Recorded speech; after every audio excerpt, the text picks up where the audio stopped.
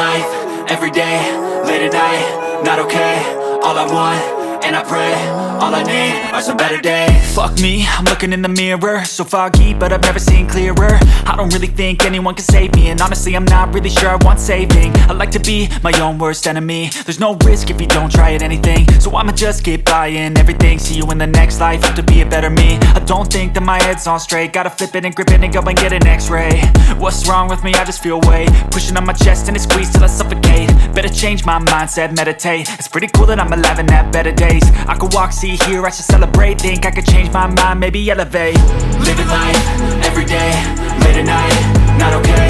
All I want, and I pray, all I need are some better days. Yeah, all I need are some better days. Cause all I want, and I pray, I believe in the better days. I'm kinda stuck between a rock and a hard place. Do I work hard or live at my pace? You're only young once, yeah that's all great, but I also want a future where I'm okay. Living life is doing lots of cocaine. Wait no, it's living with no shame. Wait no, it's sleeping in on Sundays. I guess it's different for each of us and that's okay. Well I just wanna be happy, how to get there? Glad that you asked me. I think it's different for everyone. Some of us need work, others need fun. Some of us need purpose to overcome. But try to do what you love when it's said and done. Cause there's so many differences in each of us. Trust your gut, it can show you what you want. Living life, every day, late at night, not okay. All I want, and I pray, all I need are some better days. Yeah, all I need are some better days. Cause all I want, and I pray, I believe in the better days. Living life, every day, late at night, not okay. All I want, and I pray, all I need are some better days. Yeah, all I need are some better days. Cause all I want, and I pray, I believe in the better days. No, I don't take shit, I got no love for the fakeness. If you wanna play tough and wanna hate this, I'll always show up. I don't ever slow up, no I don't take shit. I got no love for the fakeness. If you wanna play tough and wanna hate this, I'll always show up and make a statement. I don't ever slow up, no I don't take shit. I got no love for the fakeness. If you wanna play tough and wanna hate this, I'll always show up and make a statement. Everything I do so instinctive and so passionate. Every word I move so descriptive like an adjective. I got a vendetta against people who patented being negative when you should be getting after it. I got facts over tracks, this and that. Spitting slow, spitting fast, I could roast, I could gas. Think I'm okay at last, but I don't know if that can erase all the past. And the pettiness, a reflection of the emptiness. Hilarious, you think you're worth my time, you're delirious. Mysterious, because you hide behind a fake exterior. Inferior, you know I'll always be a bit superior. Get off of me, this ain't no humble brag. I want you to hear words, you can say them back. I want you to feel free from the chains at last, and to believe in what you got, it was built to last, yeah. Now that I've been put through hell, I never got anyone's help. I had to do it all myself.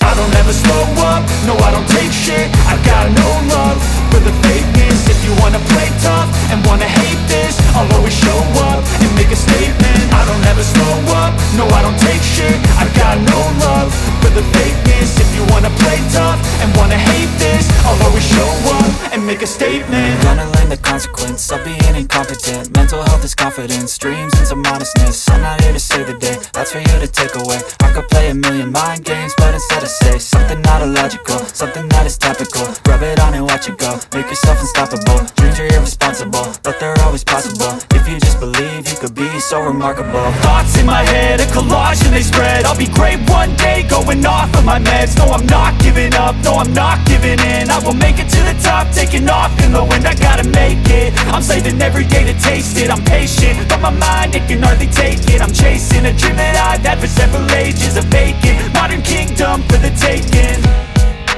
Now that I've been put through hell, I never got anyone's help. I had to do it all myself.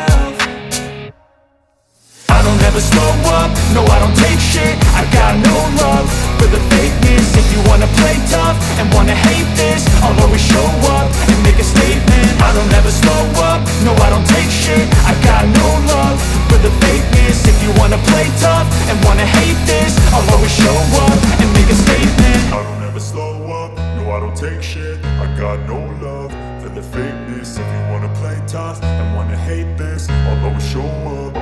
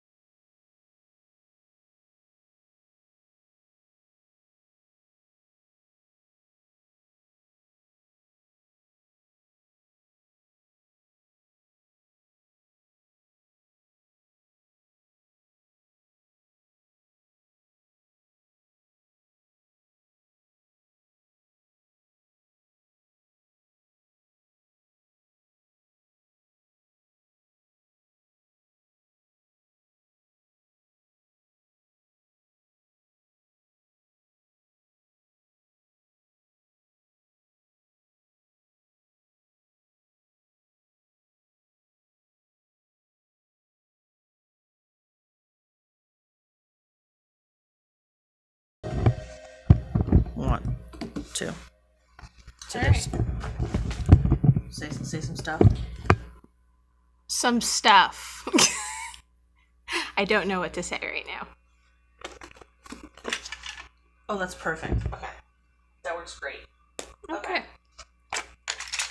Welcome to the one person watching this who might actually just be my spouse on their phone.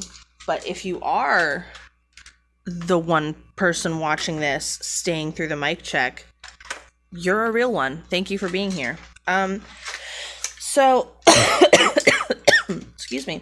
That reminds me I didn't take any of my medicine this morning, so I'm gonna have to do that after this. So welcome to the stream. We were gonna do I was gonna play Among Us, but like I don't know if it's my phone or the Among Us servers or what, but like no one's there, no one's playing, no one's doing anything. And there's nothing less fun than watching someone join multiple lobbies and going, what the fuck? Where is everybody? So we're not doing that today. And instead, I'm going to do a stream where we bully transphobes in honor of Pride Month with special guest, my spouse who doesn't have work today. We met in high school when Harry Potter was still a big thing. And at the time, my spouse's opinion on Harry Potter was, Harry's a dick and I don't want to read these books. And I don't disagree. So I feel like they will probably have some good critical information. You know, guess who forgot to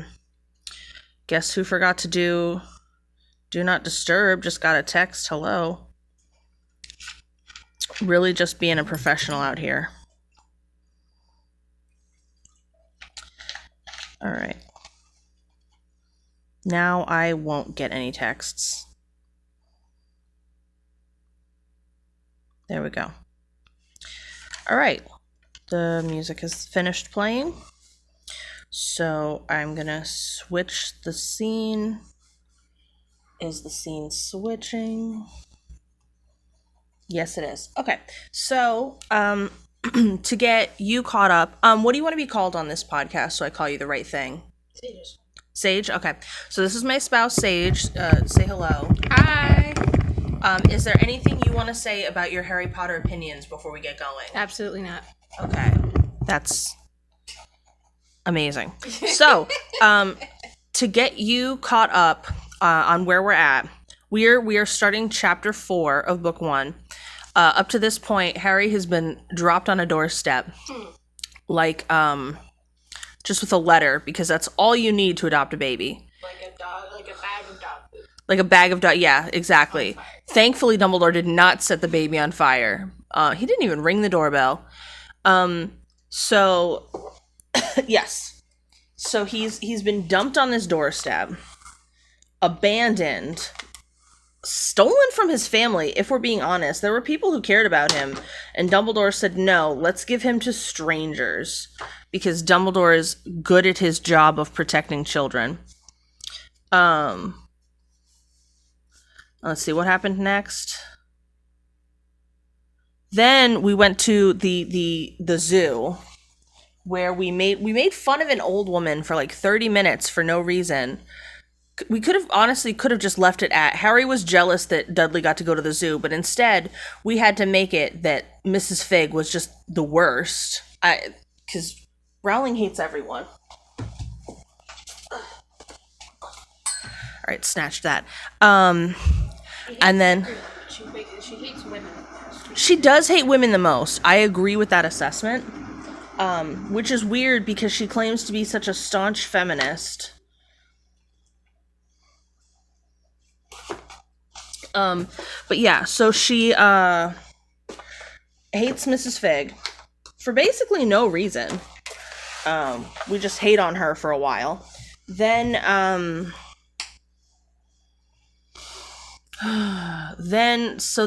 we get to go to the zoo. We meet the most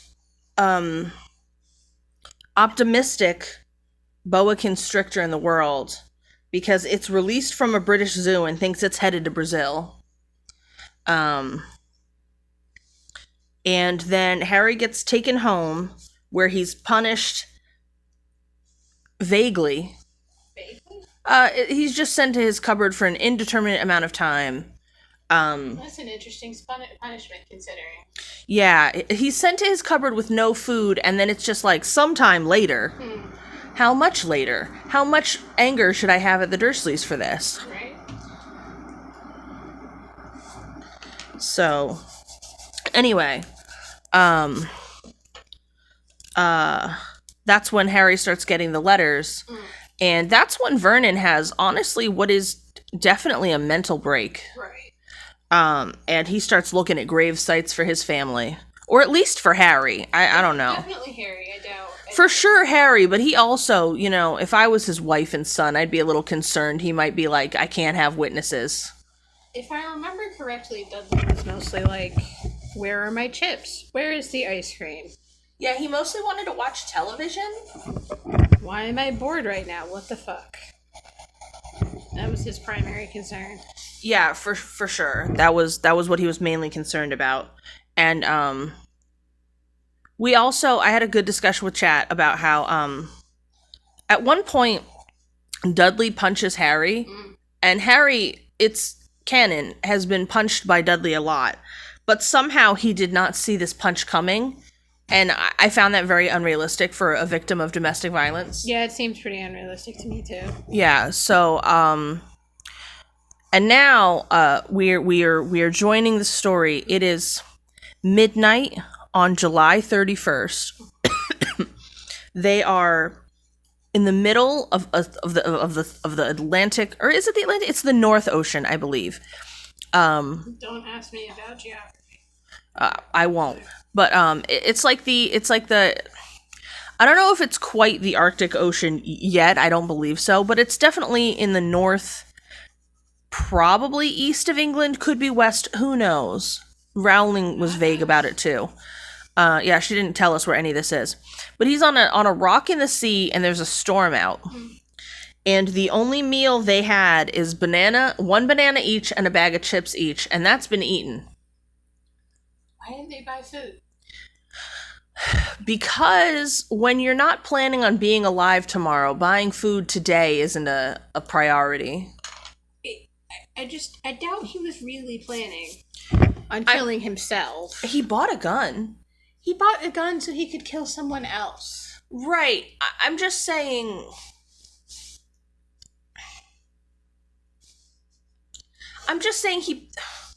he bought a gun and then looked at a bunch of places in the woods and stuff, and then eventually settled on a shack in the middle of the sea and no food. So he definitely had a plan B.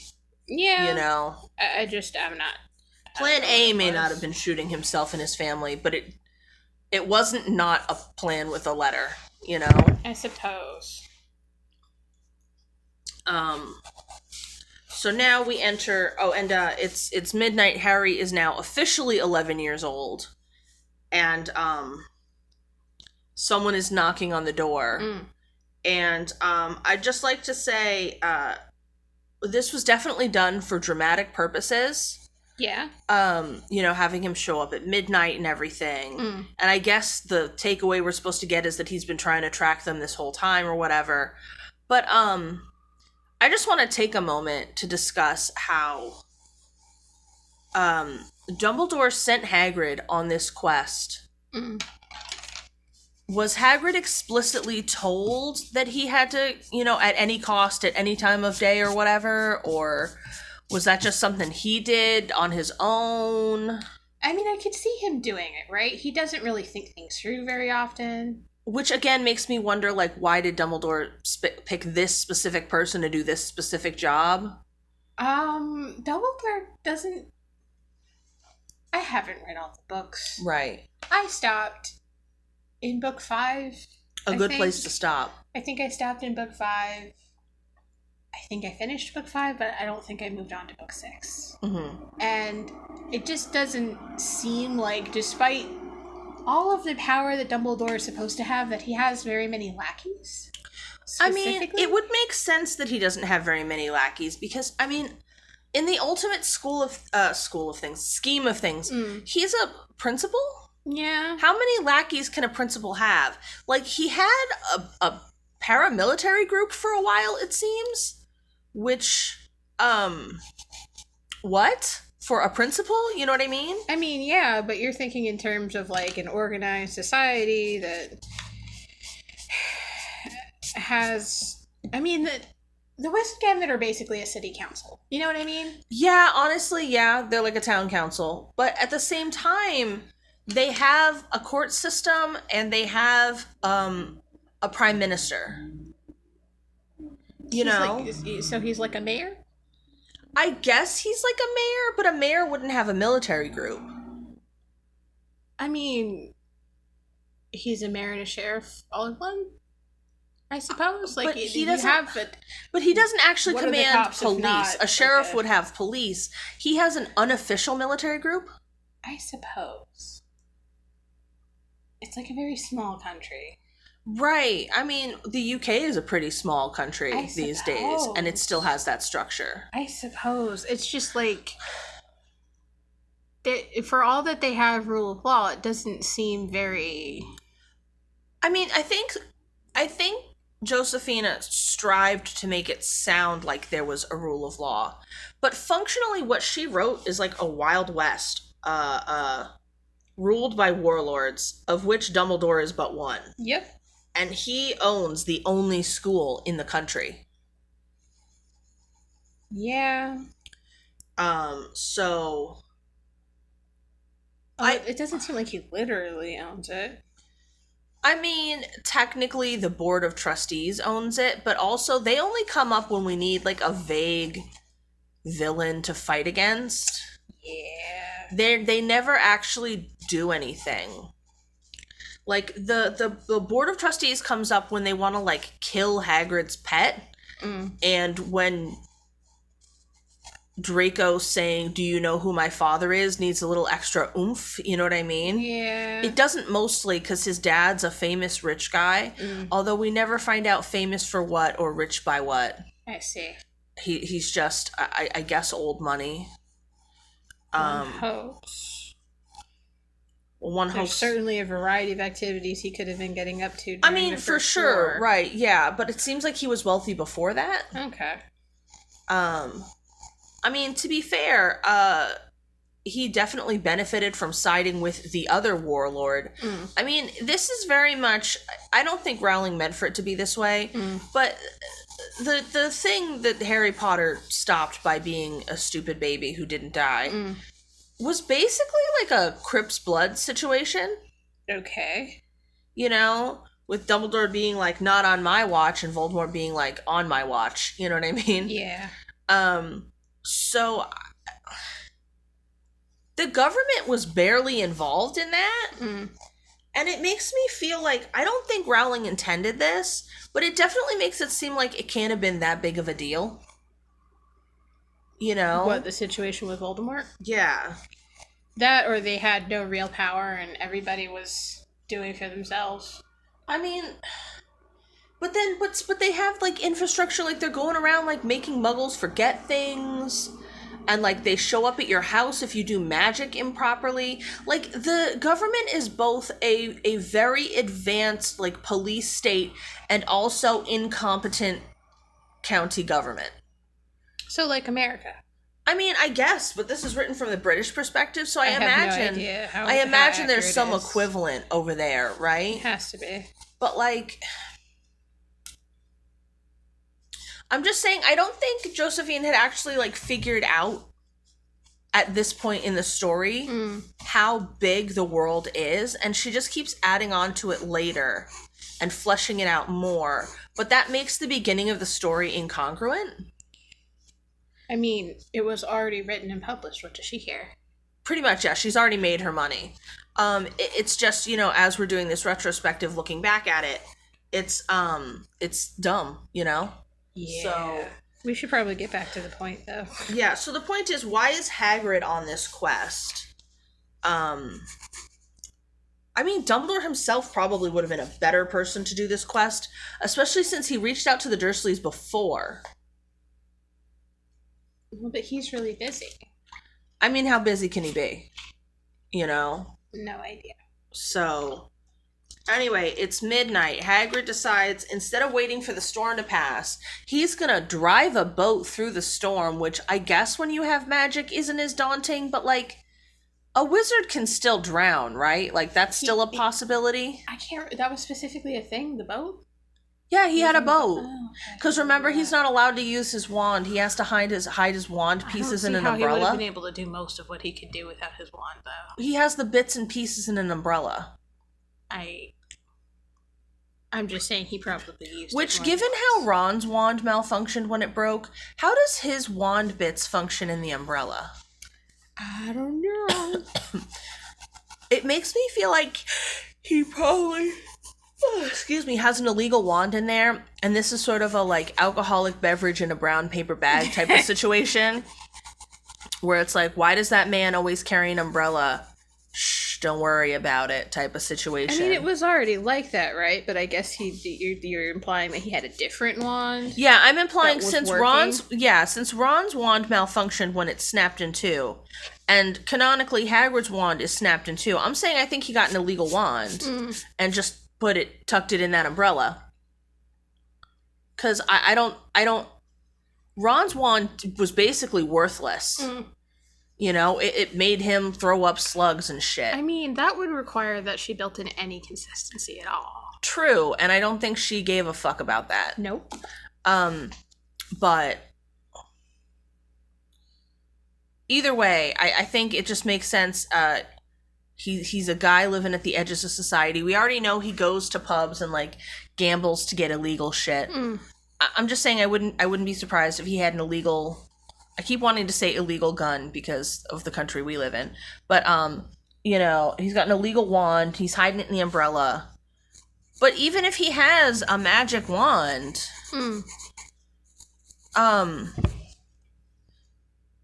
he can still drown. So I would not be doing this boat at midnight in a storm. I mean, he could still drown, but if it got that bad, wouldn't he just pull out the umbrella? He's got it with him, right? Yeah, but he can't apparate. So what's he supposed to do? If he has an illegal wand, why can't he apparate? I don't know. It's just canonically that Hagrid never apparates anywhere, so he can't. Because if he could, he would. He spends a lot of time off screen. He does, but every time he goes somewhere, it's canonically like described as him. Like he has to go to Romania, and he like walks there. Why did he have to go to Romania? Dumbledore forced him to talk to giants for him. Okay. And he walks to Romania. Well, I mean, he takes a boat at some point to get to, like, France. But after that... I mean, it's not like he can take most forms of, like, on-the-road transportation that Muggles use, so... Right. I mean, he could. He would just... He can get on a bus. Remember, she made him a barn door. That's true. That is true. That's true. Gosh, she really made him implausible. Like, the guy who plays Hagrid is who I'm picturing, and I'm like, yeah, that man could get on a bus. But that's because they cast an actual human to play Hagrid. And that's not who Josephine wrote. No. So, yeah, you're right. He can't even catch the train. Nope. You know? That's why he was on a motorcycle to start with. Yeah. Yeah, you're right. It's that or a horse. And I don't think a horse, even a Clydesdale, is not gonna no. carry a whole barn door. I don't think there are any giant horses that I know of. Well, that's what a Clydesdale is, right? No, just I meant horses for giants. Oh, I giant see. Horses. Yeah. I mean, I think she wrote magical horses at one point. So maybe there could have been like a magical horse. But we don't have one, so... Yeah. Anyway, you haven't read any of the I haven't. So, far. all right, chapter 4... We are 27 minutes in, and I've not read a single word of this book. Chapter 4, The Keeper of the Keys. Boom, they knocked again. Sorry to interrupt again, but boom is just not the onomatopoeia I'd use for knocking, but I get that it's very dramatic. Dudley jerked awake. "Where's the cannon?" he said stupidly, and I just have to object to stupidly being used here. Bitch said boom. That's a cannon noise. He asked an intelligent question. Yeah, that's a normal question. That's a normal question to ask when stuff's exploding around you, right? There was a crash behind them, and Uncle Vernon came skidding into the room. He was holding a rifle in his hand. Now they knew what had been in the long, thin package he had brought with them. I mean, You didn't suspect anything there? Right? Come on. Y'all knew. Who's there? He shouted. I warn you, I'm armed. You know, I hadn't put the thought together up until now, but I guess Vernon is the kind of person who would stand on his front lawn with a gun, with his wife behind him who has her own rifle. Yeah. Like, just complaining about someone advocating for their rights in their general vicinity. Like, that's those two. They will absolutely be like, I have a gun. The only reason they didn't have guns before is because it's in the UK. Right, because they live in England. I mean, so this reminds me, I saw a video. It was posted on the Discord. I'll show you later if you remind me. Okay. Of a man who drives for FedEx pulling into a man's driveway. And the homeowner, you know, he pulled into the driveway because he has a package for the homeowner. And the homeowner comes out recording, and luckily the FedEx person had already been recording.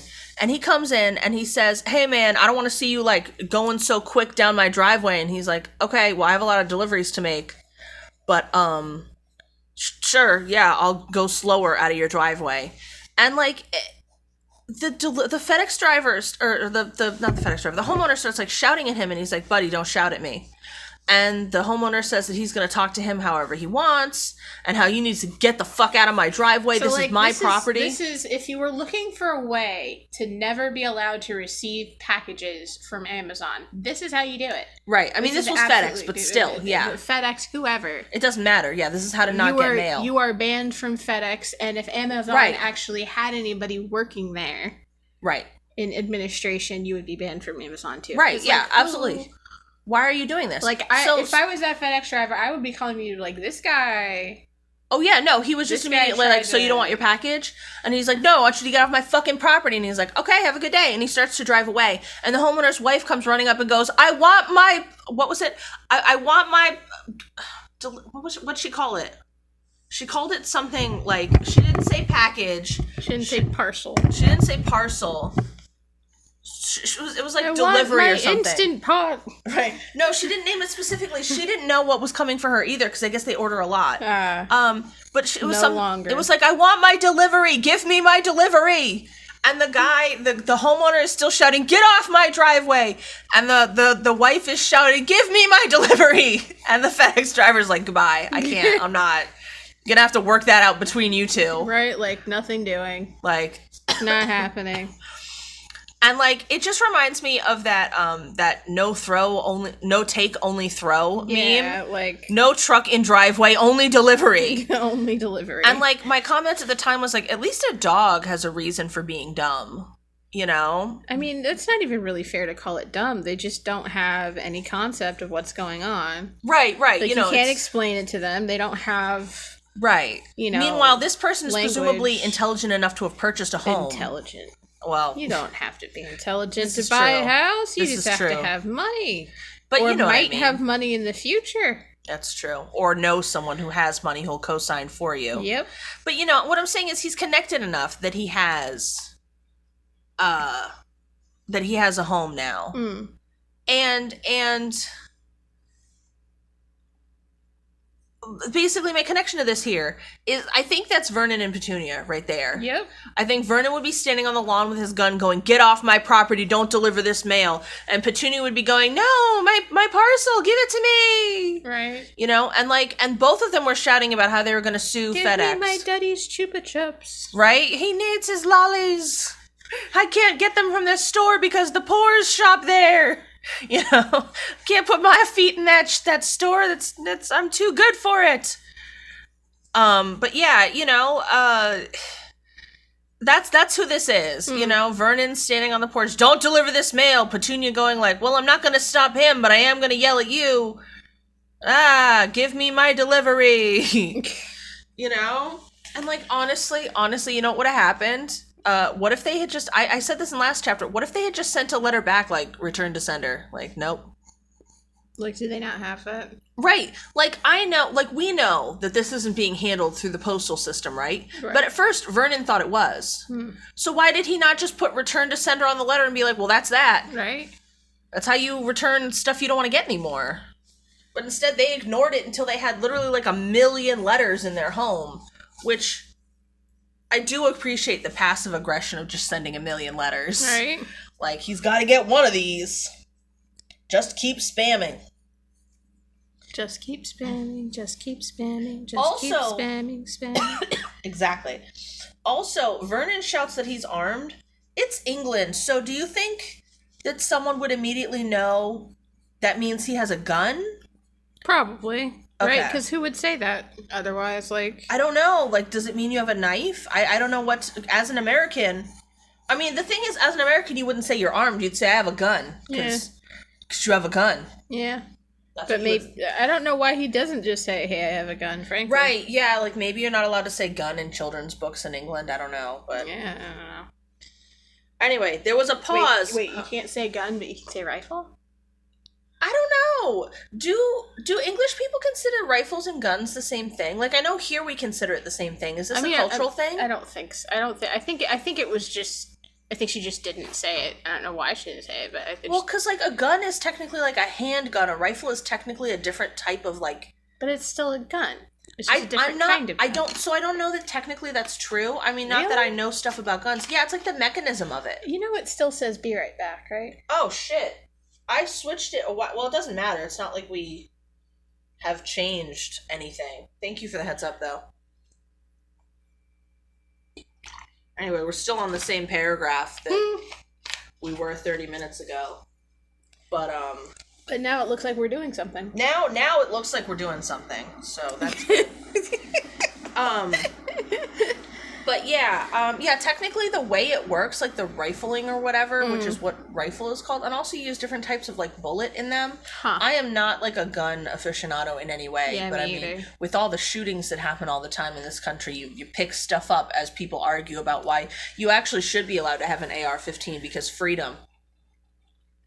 Why can't I have 1,000,000 bullets? I mean, did you not see what happened and you've all... No? Okay. That's fine. I guess you need 1,000,000 bullets. Why not? Well, yeah, 'cause if you want to murder a whole school, who should stop you? Only God. I guess Not so. the police, because that's a little dangerous, and they might get a little scared of that.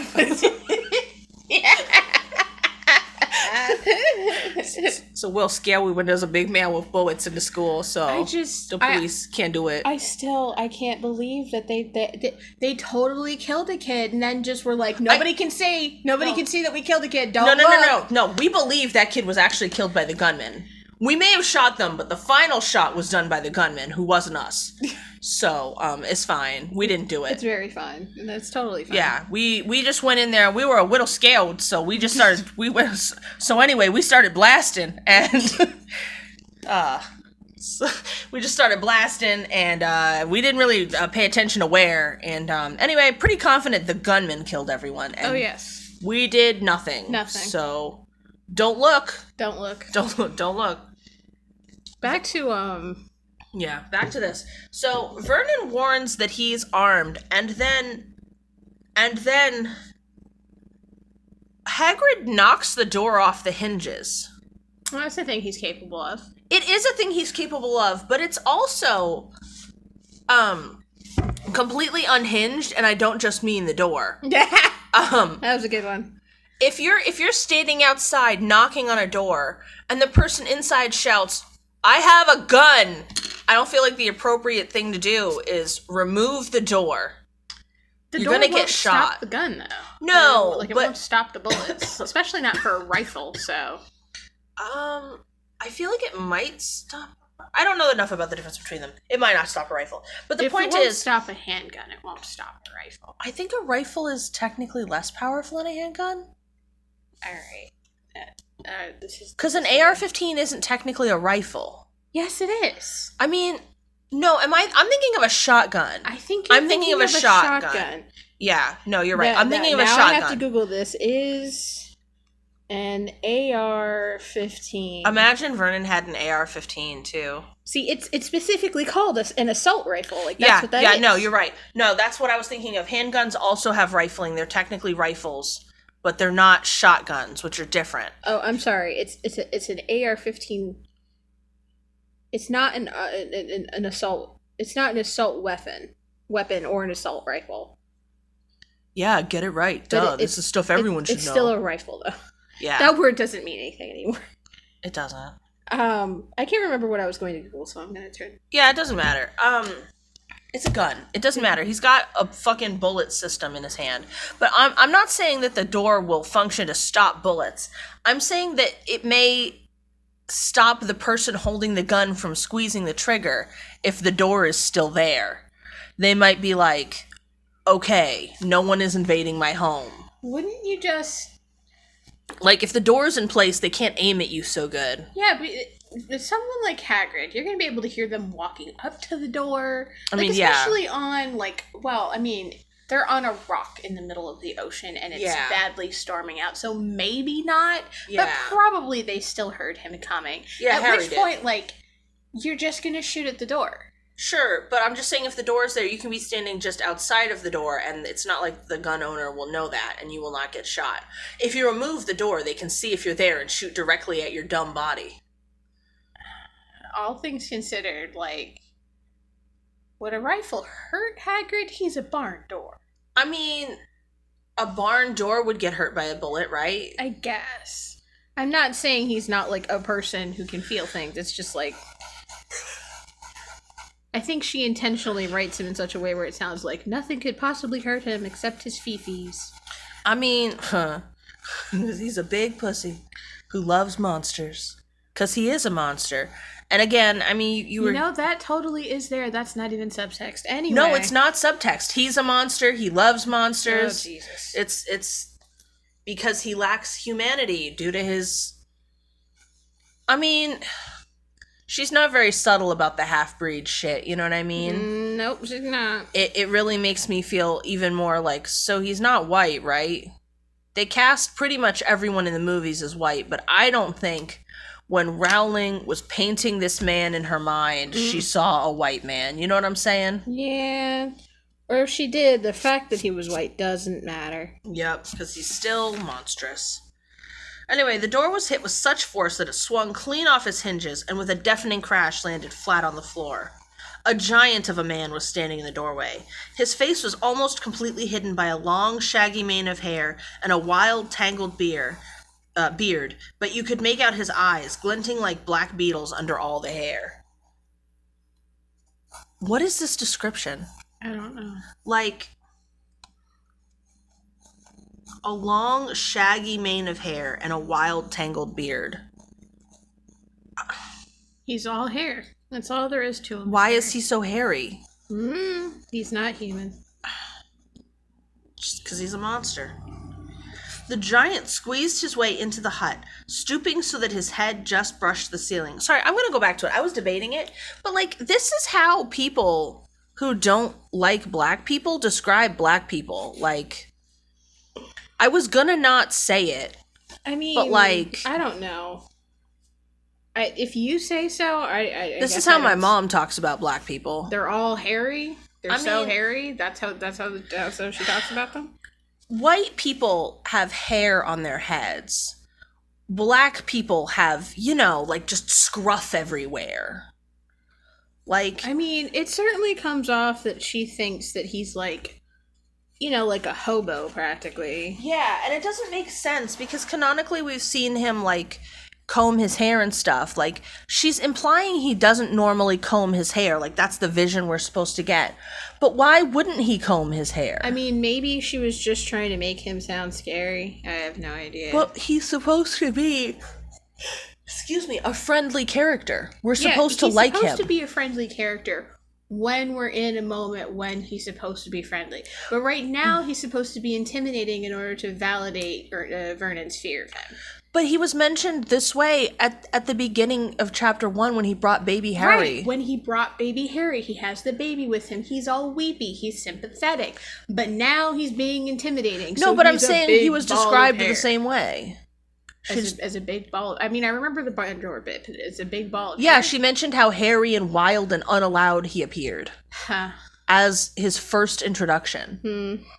That's why I'm saying, if they were saying here, oh my god, he was so intimidating, and it would make sense because he was just out in a bad storm and stuff. Yeah. But it's consistent with how she described him after he flew in with a baby. there's not anything specifically very, black about him being hairy. Just Right. It just doesn't sound like that's she why thinks I'm of like him as a human being. hesitant to say it, because like it's not like she's not mentioning say that it was wiry or whatever. It makes me uncomfortable because this is how my mom talks about people of color, specifically black people, but not just. That's because your mom's awful. That's why I don't talk to her anymore. Anyway, the giant squeezed his way into the hut because if you didn't remember, he's like so big and large. So big. So large. Stooping so that his head just brushed the ceiling. Depending on the size of this hut, he's not even that big, if I'm being honest. I mean, it's a hut. Who knows? Right. So, like, the average ceiling is 10 feet high. I'm just but saying, it's a hut. We don't know how many people are in the Wizarding Society. Like, she didn't put that much detail. Right. But how are we supposed to know? Like, we're supposed to imagine him as really big, like, I'm guessing, like, 10 feet tall. But if it's a hut, it wouldn't be... No, she said... Didn't she say he was, like, 5 men wide? She didn't say how many tall. She said he was at 5 times... Twice as tall as a normal man and 5 times as wide. Well, twice as tall as a normal man is about 12 feet. Right. So... Well, I mean, I guess the average height for a man is actually like 5'9", so it's a little less than 12. But yeah. Close enough. Close enough. Easy math. I'm just saying we're supposed to be using him touching the ceiling. Well, his head would be through the ceiling if we were talking about the average room, like the one we're in right now. Right. He would definitely be stooping in this room. But what I'm saying... I don't think he could get through the door. Well, he'd have to stoop to get through the door, but... And then his head would be kind of like this. On the regular ceiling. We have tall ceilings, though, if I remember correctly. No, these are the average 9-footer. I think it's 10, but... If you say so, we can try and measure it later. It doesn't matter. Either way, his head, if he was standing up, his head would be through the ceiling here. So I'm not surprised if it's touching the ceiling in the other one. Right, but that's what I'm saying. Like, we're supposed to be impressed with his height, but like in a hut, the ceiling could be as low as 6 or 7 feet. Like I've stayed in little cabins that had 6-foot ceilings that had like my head almost against them. You know? I'm just pointing it out because I think it's bad writing that she's like, wow, he's so tall he touched the top of a hut. Yeah, but why Huts are they are staying small. in a hut anyway? Because Vernon's paranoid and has a gun. Read more. Okay. He bent down, picked up the door, and fitted it easily back into its frame. I don't see how because it was broken, but he did it. He did it. The noise of the storm outside dropped a little. We never mentioned it picking up, but okay. He turned to look up at them all. Couldn't make us a cup of tea, could ya? It's not been an easy journey. That does sound like him. He wouldn't think that he was being... Yeah, it's pretty presumptuous, but I mean, I do feel it. Yeah. Like, it's fucking cold out there. You got any hot drinks? Well, he would always offer someone a hot drink. So. Right. Well, he's very polite, which is why I really hate how Josephine describes him as this, like, monstrous person, because he's actually very nice. He's polite. I mean, presumptuous to ask for a cup of tea as soon as you enter a home, but at the same time, I mean, look how precarious they made his journey. Right. He strode over to the sofa where Dudley sat frozen with fear. Budge up, you great lump, said the stranger. That's rude. That's fucking rude. It is fucking rude. Like, Rowling makes everybody so rude to fat people. Like, everyone in the world just harbors this animosity for anyone with 5 extra pounds. Like Hagrid. Of all people. Can't say anything. No. Dudley squeaked and ran to hide behind his mother, who was crouching, terrified, behind Uncle Vernon. I mean, wouldn't she have retreated to the other room if she was that scared? And she can't leave her little Dudley Wutsleys. Well, then why didn't she go rescue him? Yeah, I don't know. Either be a pussy or don't. Don't do this thing where you stand halfway and be like, I don't know what to do. And here's Harry, said the giant. Harry looked up into the fierce, wild, shadowy face, because we can't forget for even a moment that this man is a monster. Nope. And saw that the beetle eyes were crinkled in a smile. Again, like beetle eyes? Like he just has... People have dark eyes, and they don't look insect-like. Okay, but like white people don't have beetle eyes. I would argue that no human has beetle eyes. I've never seen someone's eyes and gone, that shit looks like a beetle. I mean, me either. I don't get the analogy. I think she's just saying it's like that very dark brown black. You know what I mean? I think that's what she means. But we can't not use an animal to describe it because he's not human. And that's another thing. Actually, you bring up a good point. If it is that very dark black, I actually don't know that I have seen a white person with eyes that dark. I mean, arguably he's white, right? But like,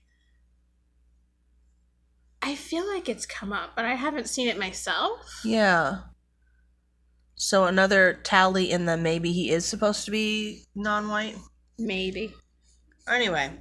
Last time I saw you, you was only a baby, said the giant. You look a lot like your dad, but you've got your mom's eyes. Okay. It's something that people would say, you know what I mean? He's being polite. I was trying to decide if I was going to go into this is another tally in the column of like, is Harry a mixed child and his dad was black? But I'm not. We've got so much more to cover in this chapter, so I'm just going to move on. And anyway, Uncle Vernon made a funny rasping noise. I demand that you leave at once, sir, he said. You are breaking and entering. We're supposed to find him presumptuous for this, but he's correct. He literally broke the door and entered. Like, he's not wrong. No. Vernon is well within his rights to be like, get the fuck out. We came to a rock in the middle of the ocean to avoid visitors, and you broke our door to enter our home. Get out. Like, I mean, who's going to enforce that law out on this rock, right? That's another reason I would not live in the middle of nowhere. Right. Like, well, you want the cops to come to the rock in the sea? They're not gonna. They're not. So... Why did you go to a rock in the sea, my guy? Right? It's your own poor planning. Ah, shut up, Dursley, you great prune, said the giant. Again, incredibly rude thing to say. Does Hagrid know that they treat him poorly? Like, and if he does, like, how does he know? Why? He's not this rude to anybody else. Right, it's only to the Dursleys. Like, we're supposed to, like, enjoy this because we know how bad the Dursleys are, but... It just makes Hagrid really look like an ass. Character. Yeah, because it's not how he is the rest of the time. Like, when he was first introduced, he was very polite and deferential, and as we see through the rest of the series, he remains polite and deferential, but then to the Dursleys, he's like, shut up, you cockwobble or whatever. Like, he doesn't, you know what I mean? Like, where the fuck is this coming from? I have no idea. Anyway, he reached over to the back of the sofa, jerked the gun out of Uncle Vernon's hands. Okay, that's appropriate. Right? Bent it into a knot as easily as if it had been made of rubber. See, this is why I'm saying that the bullets might not have hurt him. The what? This is why I'm saying the bullets might not have hurt him. If they did, not as bad as they would have. I mean, who knows? Like, having good muscles doesn't mean they can't be cut by a, knife, That's true. And threw it into the corner of the room. I think that's an appropriate thing to do with the gun because, shut the fuck up, get this gun out of here. Right. But at the same time, I mean, Vernon, I don't like him. No. But credit where credit's due. You're allowed to tell people who break into your home to get out. Not if you're the savior of the protagonist who has been unfairly treated by... I don't... Like, other than the gun, I don't know why he's acting like this. It's ridiculous. Uncle Vernon made another funny noise, like a mouse being trodden on. It's called terror. He's frightened of a man who broke into his home and then made clear that should he desire to, murder could happen at any moment. Anyway, Harry, said the giant, turning his back on the Dursleys, a very happy birthday to you. Got something for you here. I might have sat on it at some point, but it'll taste all right. Maybe don't sit on the cake next time. Just a thought. Doesn't think things through. From an inside pocket. Also, who keeps a cake in an inside pocket of their coat? From an inside pocket of his black overcoat, he pulled a slightly squashed box. Harry opened it with trembling fingers. How is it only slightly Okay. I'm shutting up. Yeah, I can't imagine. So, like, I've worn a coat, right? Have you worn a coat? I've worn a coat. I've worn a coat. And I mean, Hagrid's coat would be big enough to fit a cake box in it. Sure. I'm just trying to think of, like, where in the coat pockets you would put a cake and expect it to live and be fine. You wouldn't? Right. There's no pocket on the coat that I can think of where I'm like, that would be a safe place for even a muffin. It'd have to be sideways. Yeah, it'd have to be sideways. It's gonna. I guess it could have been a small cake. Even the smallest cake is gonna be like those little personal out of proportion if you put it sideways in a bucket. Yeah, even a cupcake wouldn't really. Yeah. Anyway, he pulled a slightly squashed box. Harry opened it with trembling fingers. Inside was a large, sticky chocolate cake with Happy Birthday Harry written on it with in green icing. Maybe he used magic and just did it poorly. Presumably. Harry looked up at the giant. He meant to say thank you. Excuse me, but the words got lost on the way to his mouth. And what he said instead was, "Who are you?" Which is a very valid question. If a man breaks into your home and is like, "Hey, happy birthday!" Like, I think a very good first question is, "I'm sorry, what?" Yeah. How did you know today was my birthday? How do you know my name? Why did you know?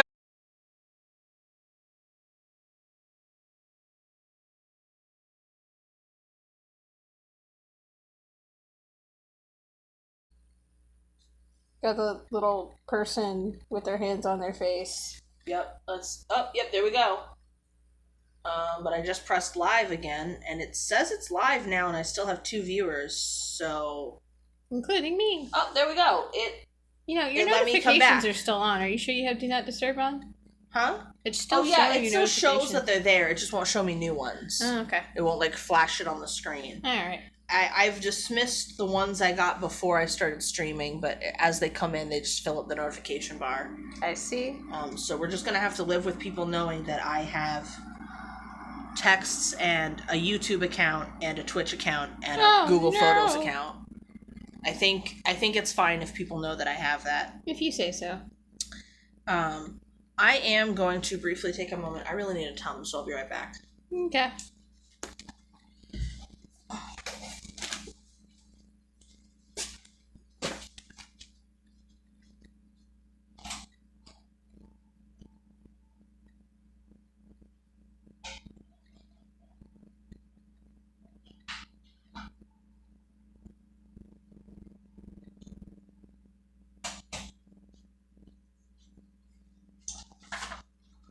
Okay, anyway, let me get my headphones back in. Yep. And we can, Resume. yes. Okay.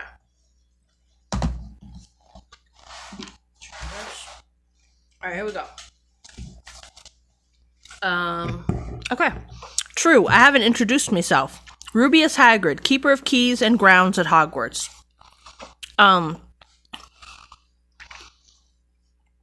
I think this is what's the word I'm looking for? A pretentious version of I mean Gardner, right? He mows the lawn and shit.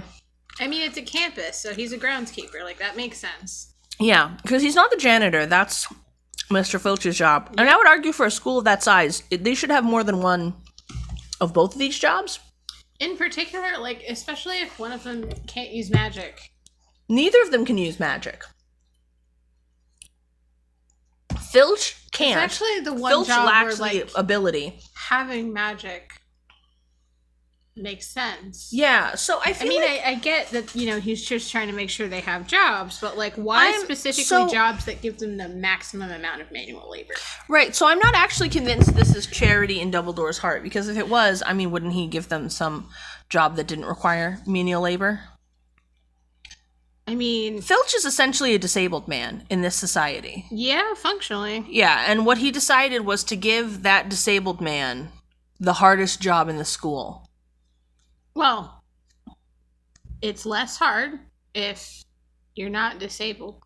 Yes, but he is disabled. It would actually be a pretty easy job. It'd be a really chill job if you had magic. Right, but he's disabled. Yeah. So how is it charity? Honestly, it would be like giving a paraplegic the job of, picking cotton. It's not a great job. Right, it's not a great job if you are able-bodied, but if it's the kind of thing you're good at, it's a pretty chill job.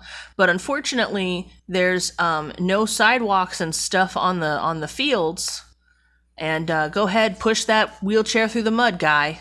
Pick that cotton. You know what I mean? It's making the job that already sucks even worse for no reason. Yep. Like, there's no reason to make him do that job. It's not needed.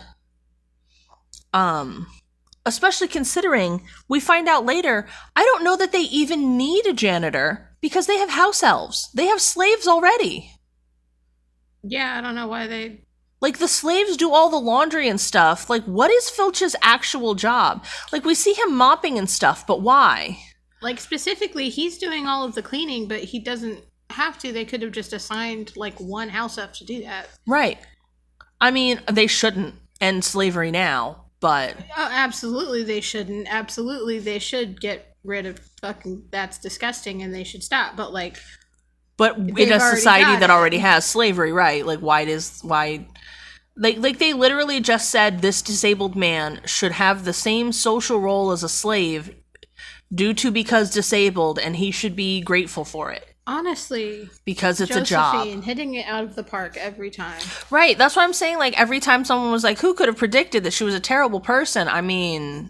Anyone. And she didn't hide it. Nope. She was very open about how she was bad. So, yeah, and then Hagrid, because of his felon status, is not allowed to use magic. I'm pretty sure he still does routinely. So it seems. And I'm pretty sure Dumbledore just looks the other way. He doesn't use it to make his food more palatable. I'm not sure that he sees the problem that other people do with his food. Because a lot of the times it's that his food is like tough and chewy. Yeah. And he has enormous muscles and head and stuff. So I'm not sure it actually is also teeth, which, like, man. Yeah. If he was smiling at you, it'd be like a Totoro kind of situation. Yeah, right? Anyway. But yeah, so I imagine the problem with that is more just like our food would be too mushy for him. Yeah. You know, so it is palatable as far as he's concerned. So it seems.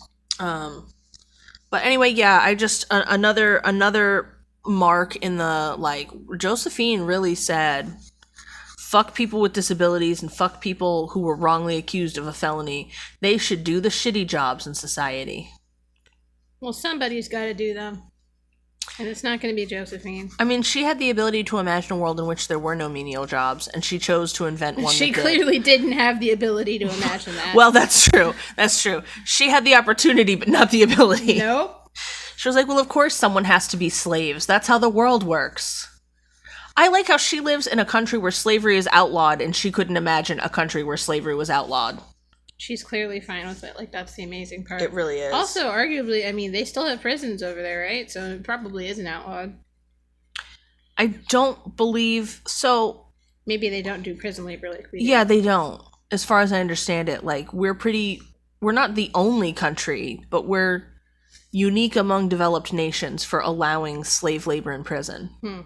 Including, you know how they do the slave labor in California for prisons? Like making them be volunteer firefighters? Well, it's not volunteer if you're a slave, is it? No. Yeah. And the worst part is, while you're a slave, you can be forced to fight wildfires in California and protect other people's property. When you leave prison, because you have a felony... Oh, yeah, that's right. They don't get the hours for being No, it's not even that they don't get the hours. They are specifically barred from the paying job of firefighter. That's horrible. You can be a slave firefighter and put your life on the line to protect the homes, the property and lives of other people. But then once you are no longer a slave and are returned to society, you don't get to be paid for the same job that you are now good at. Jesus. Yeah. So... Yeah. We really fucked that one up. That's country. Not allowed in the UK, to my knowledge. I mean, chat, correct me if I'm wrong. But, yeah, it's... Anyway, so yeah, but she couldn't imagine, even though they have prison, which is arguably still kind of slavery, you're not allowed to do, like, labor, you're just, the punishment is the prison. So she couldn't imagine a country without slavery, even though she lives in a country without slavery. Amazing. I mean, it seems like they have wage slavery there anyway. Yeah, but wage slavery is different from just abject, we've captured you and you must be a slave now because we've put you in handcuffs, you know what I mean? Like, there's a significant percentage of Americans in this country right now who have been falsely accused. There's a thing going around right now. The Marshall Project, I believe, has a good documentary about it. A lot of police across the country, particularly in Texas, but across the country, are trained in how to obtain confessions from people. And it's not on obtaining a true confession, it's just obtaining a confession. Right. They have techniques on how to get people to admit to doing stuff that they had no involvement in. So there's quite a few people, estimates vary, but it's above 1%, you know, who are in jail even though they've committed 0 crimes. Just because a police officer used pressure techniques to get you to confess to something that you weren't involved in, so that they can up their conviction rates and get better, funding for their stations and stuff.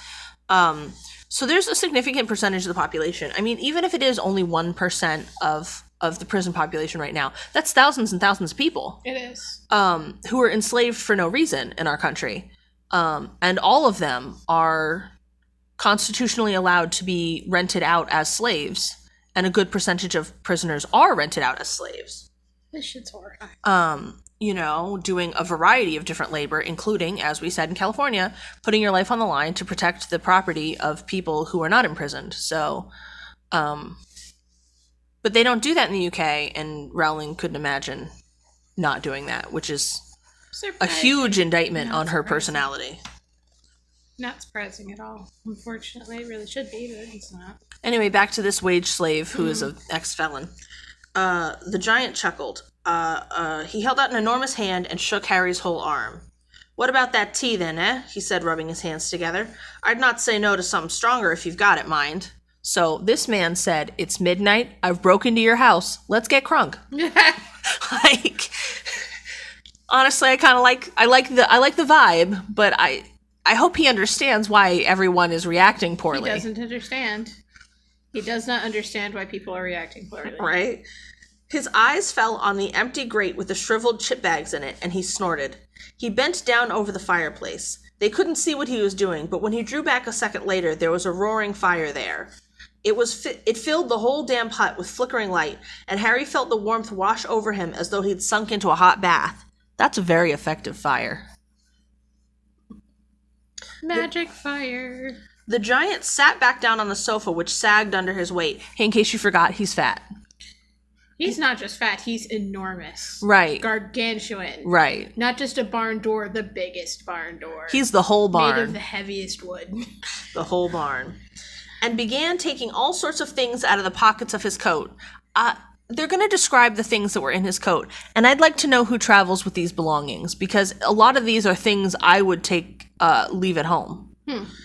A copper kettle, a squashy package of sausages, a poker, a teapot, several chipped mugs. Keep in mind, a kettle and a teapot separately. Hoping that teapot was not made of porcelain, because...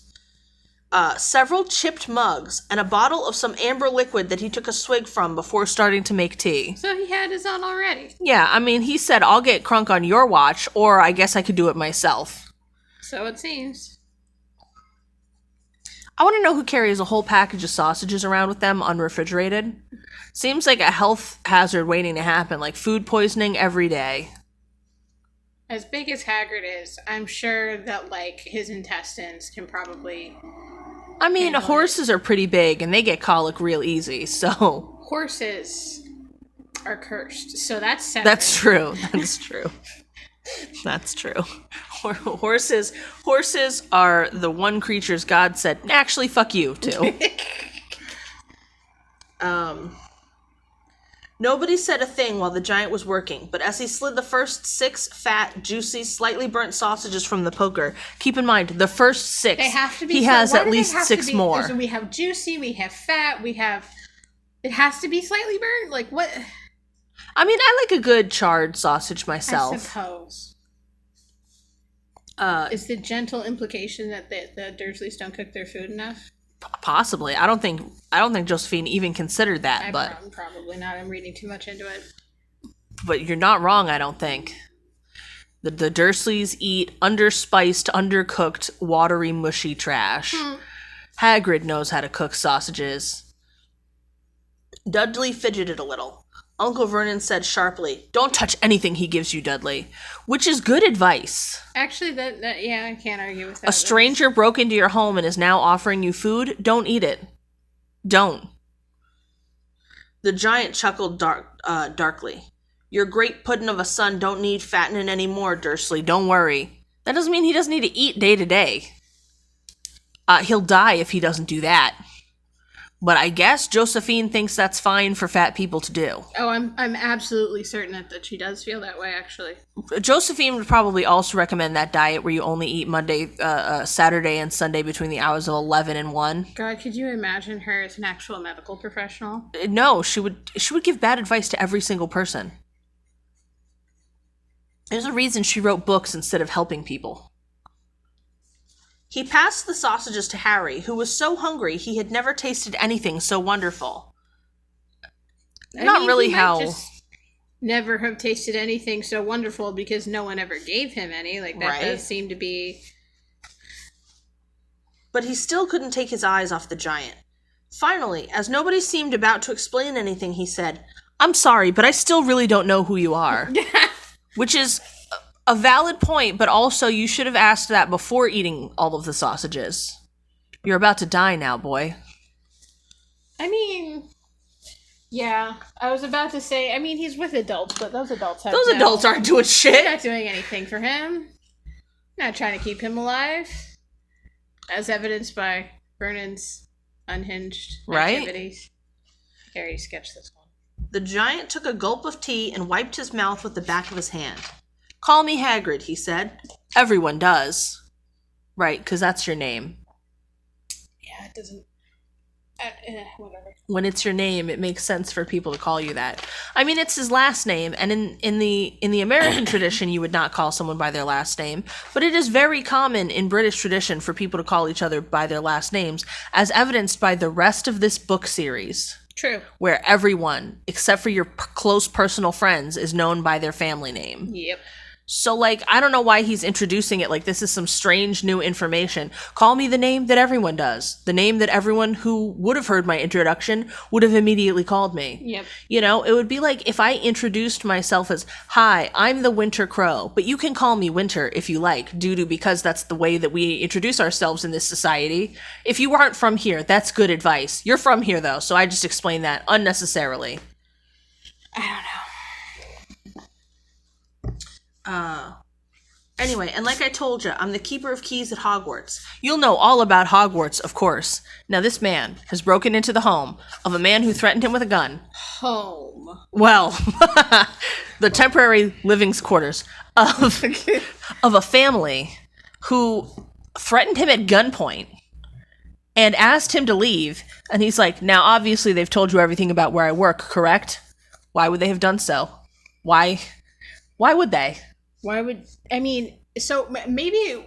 Is there an implication that it wasn't Hagrid sending the letters? Because if it wasn't Hagrid... No, apparently, thanks to, the spin the roulette and see what the tweet is today, due to one of those type of things, we have found that those letters are sent automatically, and Hagrid was sent because the automatic letter sending mechanism was like, there's a problem. I see. But even better if he was personally writing those letters, and then it's like, for fuck's sake, I'll go do it myself. Right. But yeah, it's like a automatic fax or whatever. Okay, that makes more sense. Yeah. Anyway, but yeah, you'll know all about the place I work after not knowing who I am. Right, of course. No, said Harry. Hagrid looked shocked. Again, you've broken into the home of someone desperately trying to... living quarters. Of someone desperately trying to escape you, and you're like, what? They didn't tell you all about my whole life story? They didn't tell you about the illustrious history of our people? Sir. The illustrious history of our... You're not wrong, but I'm just thinking about, like... Okay. I mean, they were scared of your letters, and you think they were like, "Now sit down, Harry, let me tell you a story about the wizards." Like, they didn't want your letters. They're not going to tell them about the rest of it.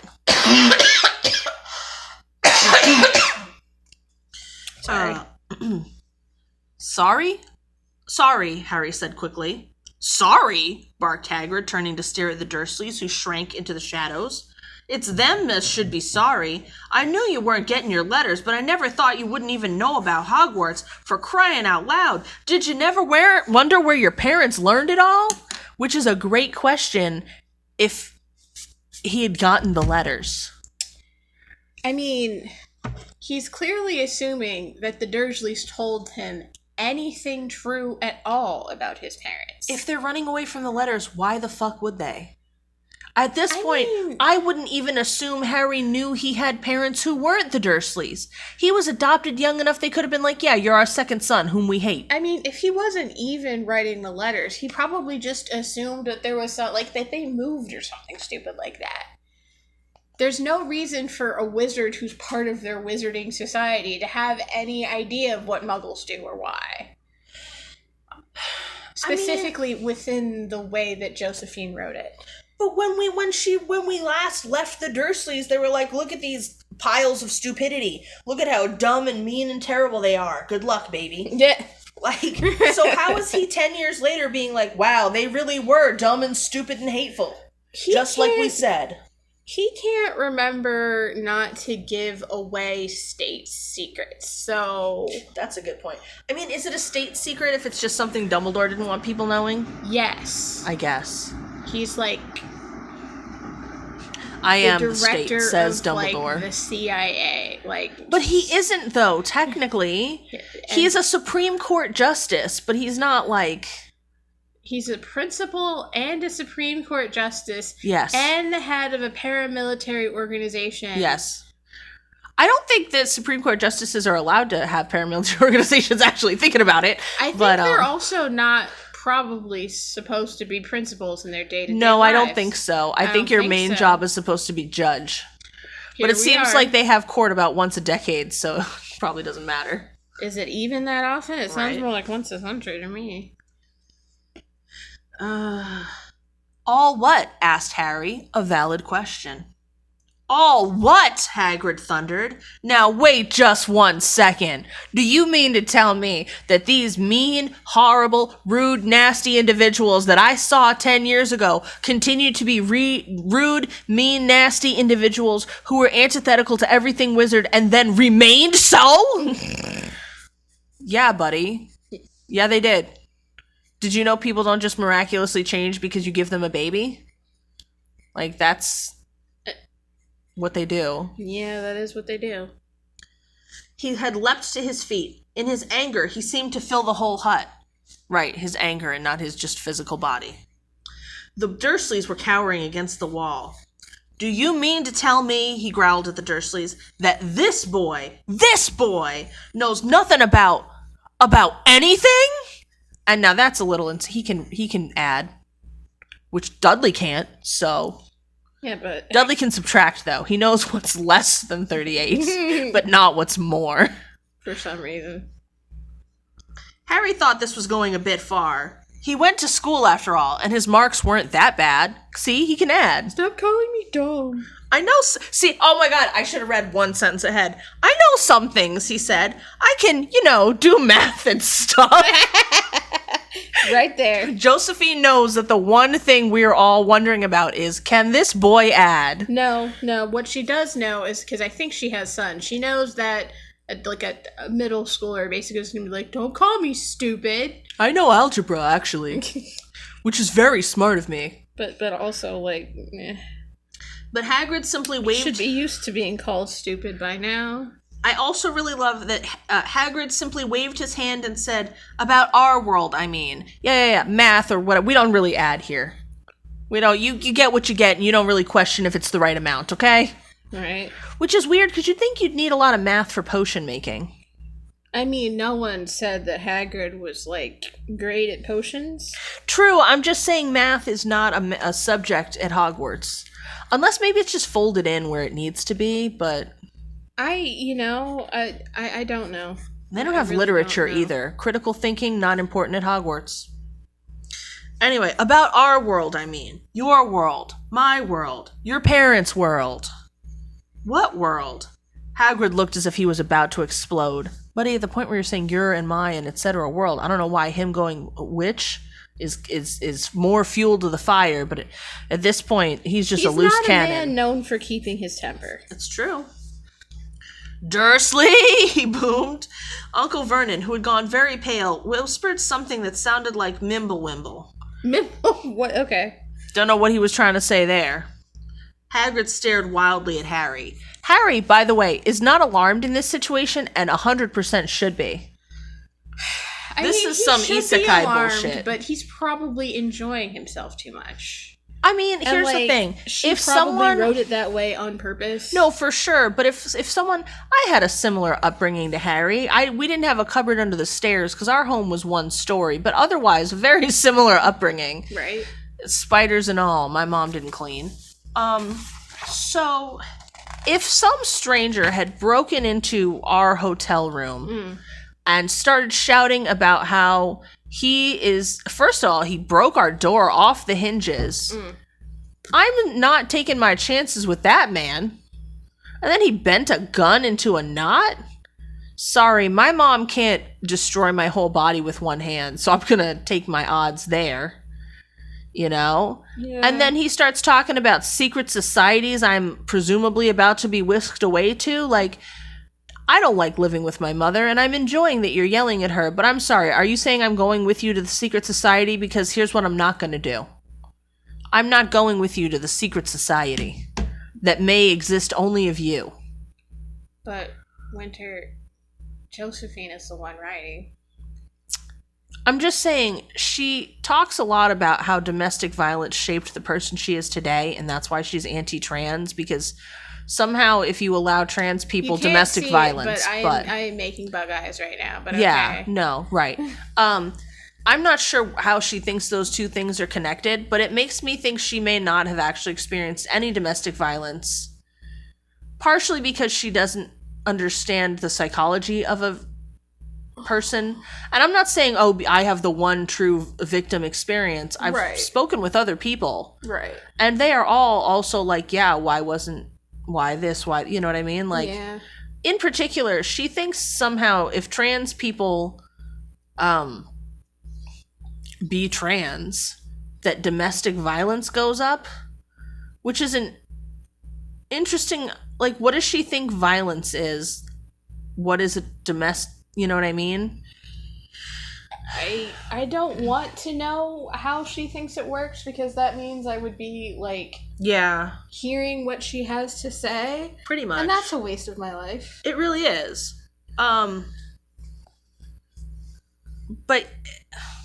anyway, all I'm saying is, if a stranger who is as big as a whole home for horses decided to tell me that I was part of a secret club that my real parents were in, and that I hadn't been told about because my current parents are actually big dicks, I'd be like, well, you don't have to tell me that last thing. I'm aware. Mm-hmm. But the first thing, also don't tell me that. It sounds fake as fuck. And I think you're about to kidnap me. And I at least know how to survive in the current situation. But I don't know what you're capable of. But, Winter, you're not a protagonist in a young middle school boy's story where he's the special chosen one. Obviously. I mean, you say that like I didn't read these books and go, oh my god, that could be me. 'Cause when am I getting the letter? But, you know, I definitely wanted that story. And I still would have been like, whoa, whoa, whoa, whoa. Whoa. Whoa. Whoa. Let's go a little slower. Put the door back on. Go outside. Knock nicely. Let's try again. Right. Introduce yourself as something that's not terrifying. Anyway. But you must know about your mom and dad, he said. That's interesting. He doesn't say mom here, I guess. No, yeah, neither does Harry. So I guess this is at the point where they were like, kids in America don't know how to they might have transpose a letter. Right, that's what I'm saying. In later books, they don't, if I remember correctly. But I guess at this point, they were like, American children may not understand a U where an O goes. Mm-hmm. They've never met a Canadian. Like, anyway. Or a person from the UK, let's be real. No one's watched Peppa... Well, I was going to say no one's watched Peppa Pig before, but no, they hadn't. No. In 1997, when this book was released, no one had watched Peppa Pig. But, Were the books even out then? Huh? I said, were the books even out then? The first book was apparently released in 1997. I looked it up. Oh. Okay, so yeah, no one would have watched it yet. No one would have, yeah. Peppa Pig was released in, like, 2013? 12? Something like that. Somewhere around, in the 2010s. Okay. Don't at me in the comments if I'm wrong. I don't want to know. Yeah. I feel old enough as it is. Oh,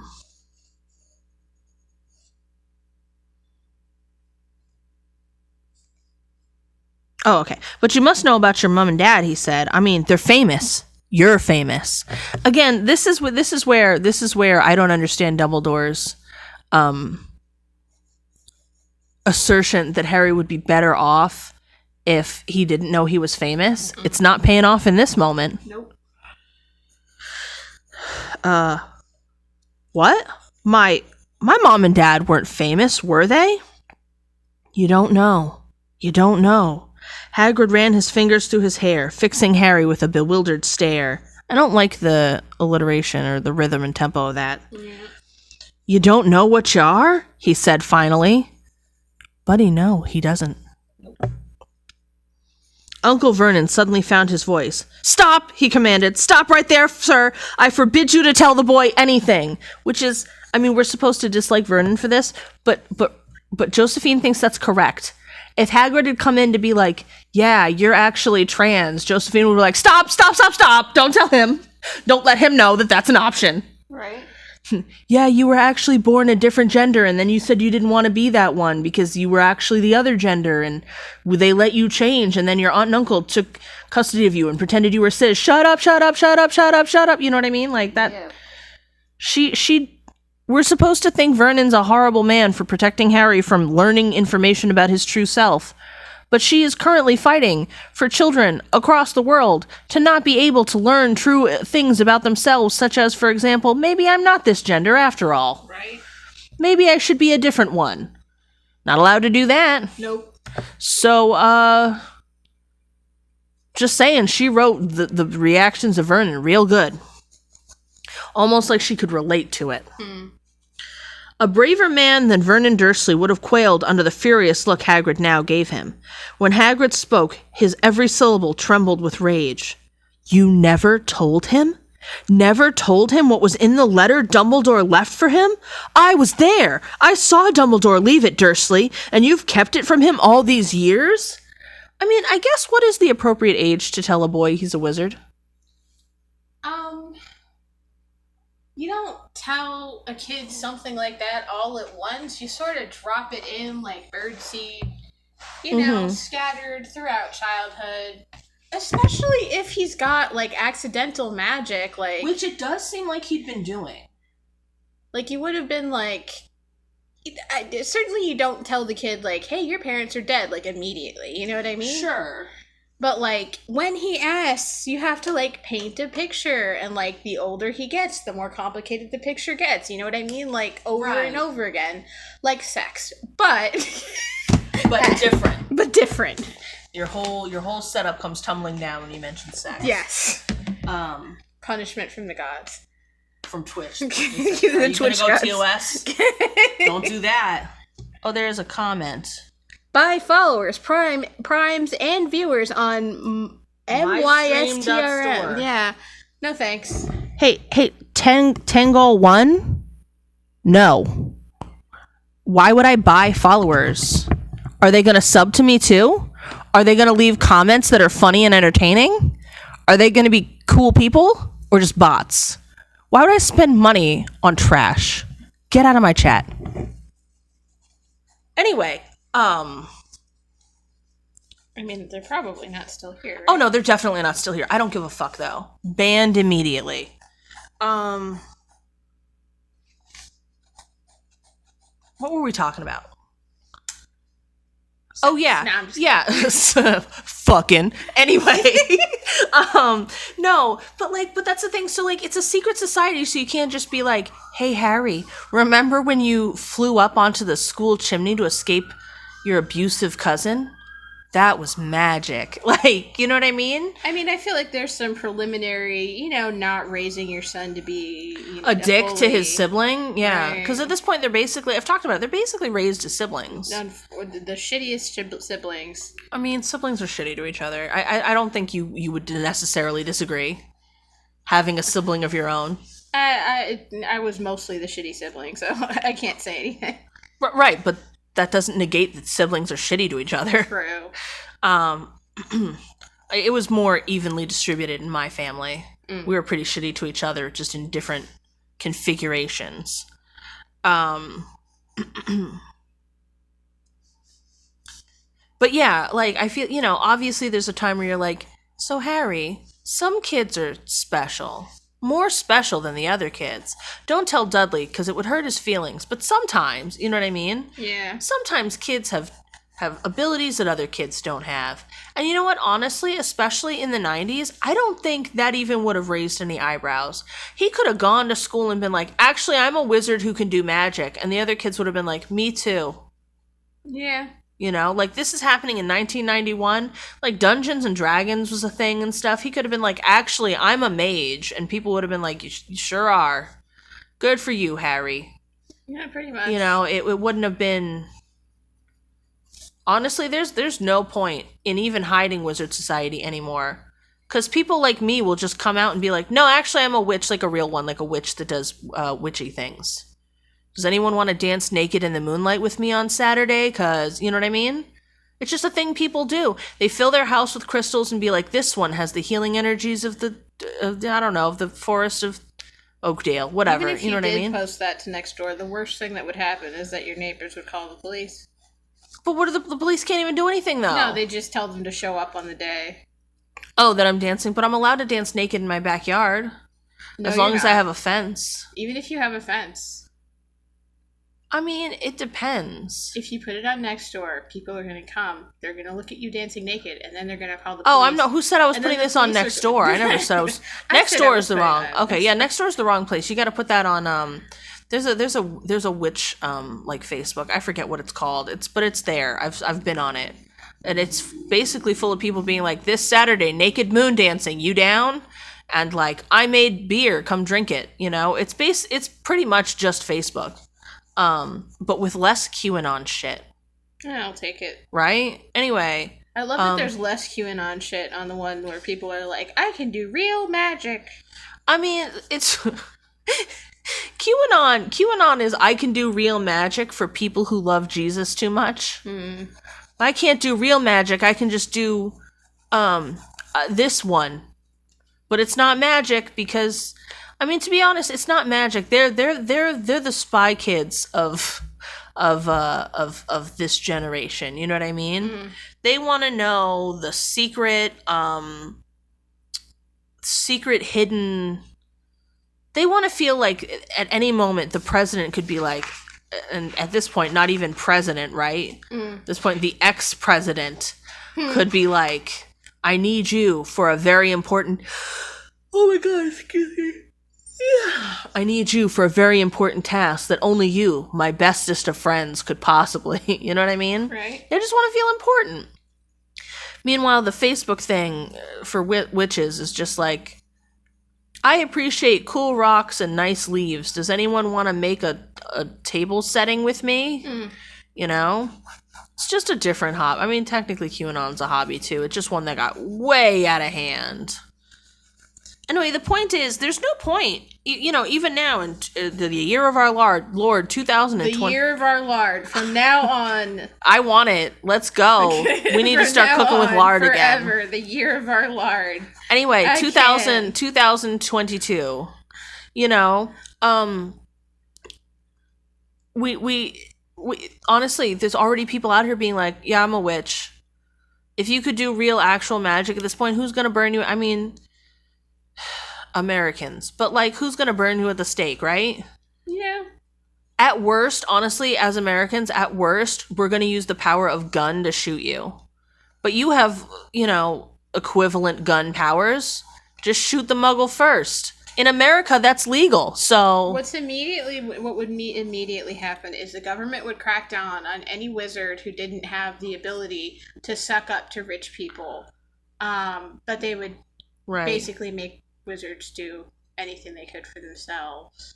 And, like, the rich class. Like, those people would be able to, But, like, a significant number of wizards are rich class, apparently. Exactly. So they would just be new money. If anything, they'd already be the moneyed interest in the country. Yeah, pretty much. They'd be like, you can only use magic to invent stuff that, enriches Amazon or whatever. Sorry, did I read the books that were set in America? No.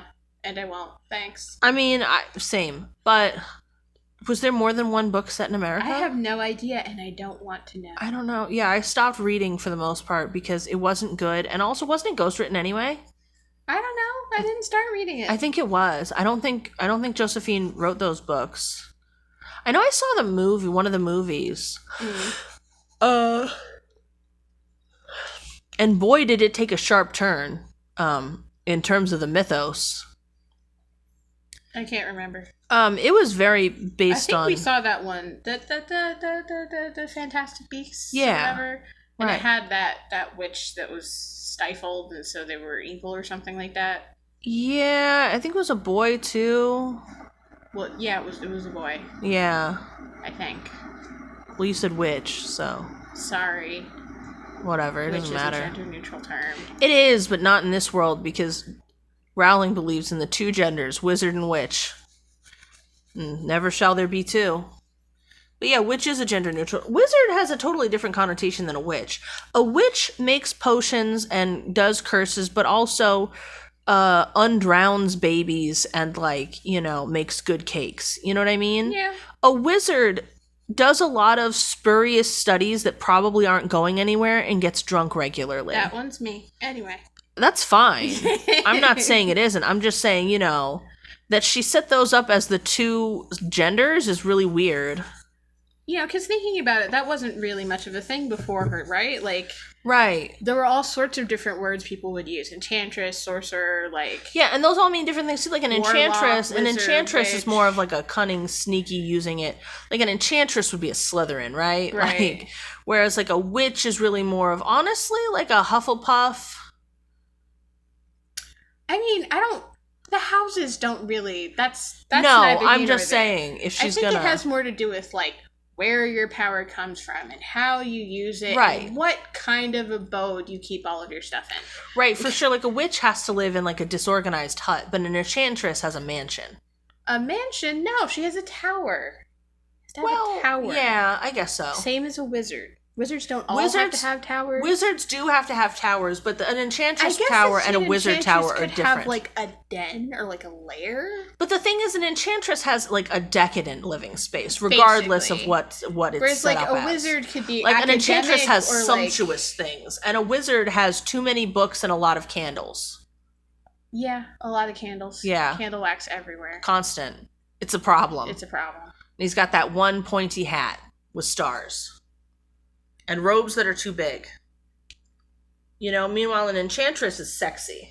And a warlock can be sexy. But a warlock is also dangerous. That's true. Yeah. A warlock does have to be dangerous. If he's not dangerous, he's just a wizard. Wizards are bumbling, Yeah. Which, does that mean Dumbledore is a cross between a wizard and a warlock? Like a wizlock?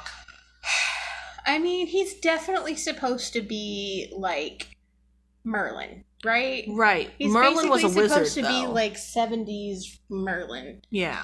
I mean, Merlin, it could also have been a sorcerer, depending on who you ask. Yeah, that's true. So a sorcerer... a sorcerer...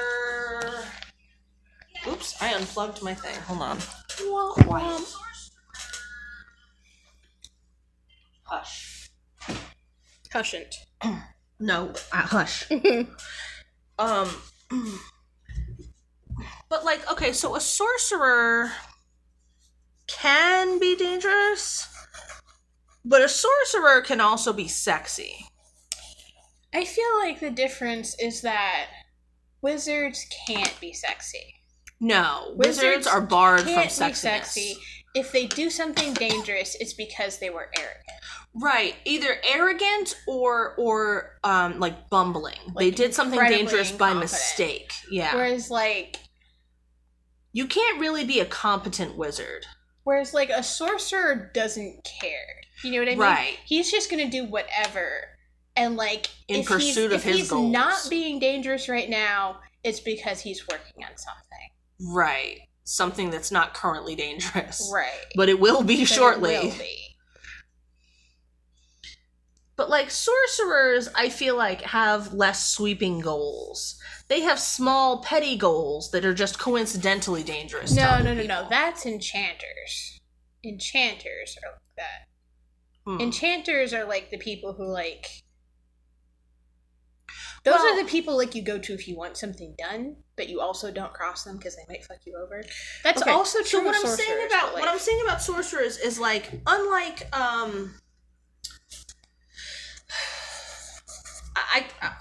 unlike say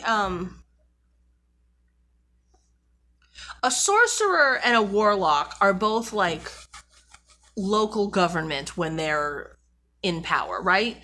Like, but a warlock would be like, I'm taking over this town.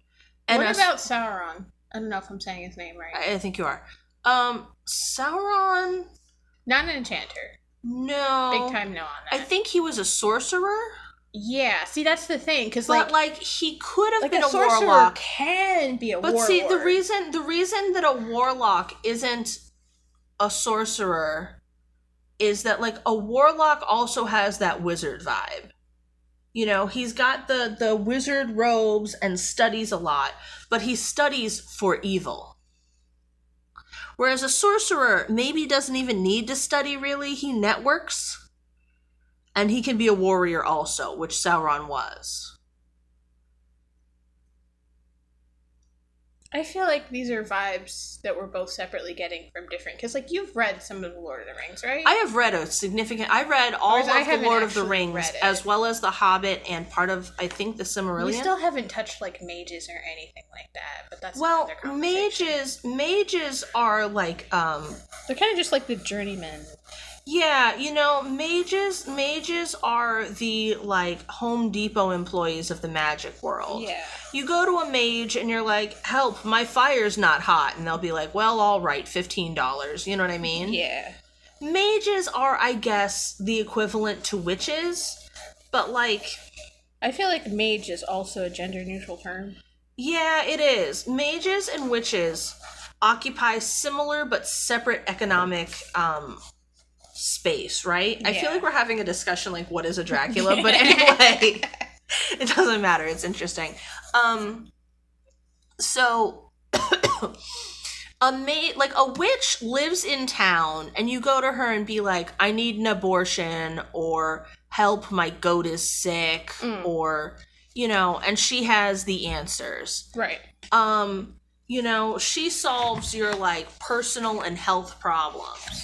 Mm-hmm. You go to a mage when you're like, the barn fell down and I want it to fall up, you know? Yeah. And they'll fix that for you. Mages are the engineers and witches are, like, the biomedical people. This makes sense to me. Yeah. Okay. I can get behind that. Yeah. Whereas sorcerers and sorceresses are, you know, they're the petty middle class witches and mages and stuff. Like, they have the same skills, but they only use it to make, like, beautifying potions for themselves, or, like, potions to trick people into giving them money. Right. You know what I mean? Yeah. Meanwhile, a warlock is like, I'm gonna destroy this whole town's career. And a wizard just sits in his tower and asks esoteric questions. Yeah. Or her tower, but... I'm seeing it. I feel like this is more thought about how wizards work than Josephine has Josephine never thought. No. Josephine was like, okay, I'm going to make a secret society of witches, but also men who are witches, but I'm a transphobe, so I can't just use witch as a gender-neutral term, because I imagine every witch to be an anti-Jewish stereotype. Yep. So I guess I'll call them wizards and problem solved. Yeah. You know, like, she didn't feel any of this shit out. Meanwhile, this isn't even the first time I've considered what is a warlock. Yeah, so me either. how come I'm not paid the big bucks? Because we haven't written the 7-book, series about our magic society. Editors, I know there's only 2 people in chat right now, and they're probably both people I know, but, hey, editors, anytime you want to give me an advance check so I can write a septology on what is a warlock, honestly, hang on. Warlock, wizard, witch, sorcerer, sorceress, mage, enchanter. I just need one more. I could write a book. That would be a 7-part series. You'll find it. I'm sure. You know what? There's got to be a 7th. There we go. And clerics, the holy witches. So there we go. Yeah. All right. There's the septology. Paycheck when? I'll get on it tomorrow. I'll start writing. I have so many thoughts. Right. Get back to me. So Hagrid. Because I'm not getting paid. No. Oh, here we go. We're getting to that famous moment. Kept me from what? Said Harry eagerly. I wouldn't be eager at this point. I'd be trepidatious, but what the fuck are you about to drop on me? You're secretly a refugee. Like, you know what I mean? Like, oh, that wasn't exciting. Anyway, you're secretly stolen. Like, kidnapped. Anyway. Like you wanted to hear. Right? Kept what from me? Said Harry eagerly. Stop! I forbid you! Yelled Uncle Vernon in a panic. And at this point, a man has already broken into the shelter you hoped would save your lives. At this point, just let him... You considered killing this boy. Just let him be told he's a wizard and let him go. If it were me, I would have been like, take him. Right. You know what? That's fine. Go ahead. Take him. Like, we didn't like him anyway. The part I don't understand is, like, if you why is Harry still alive? Why Why didn't they just put him up for adoption? Exactly. Why didn't they just put him up for adoption? I was saying on chapter 1, like, what was stopping them from opening the door, seeing a baby and being like, nope, taking him to the nearest police station, being like, we found a baby on the doorstep? Just take that letter that says he's a wizard away from him, or even, you know what? Don't. Just be like, there was a weird letter saying he's a wizard? Anyway. Right? Like, we don't clearly, know about a person with schizophrenia left their baby here. You know what I mean?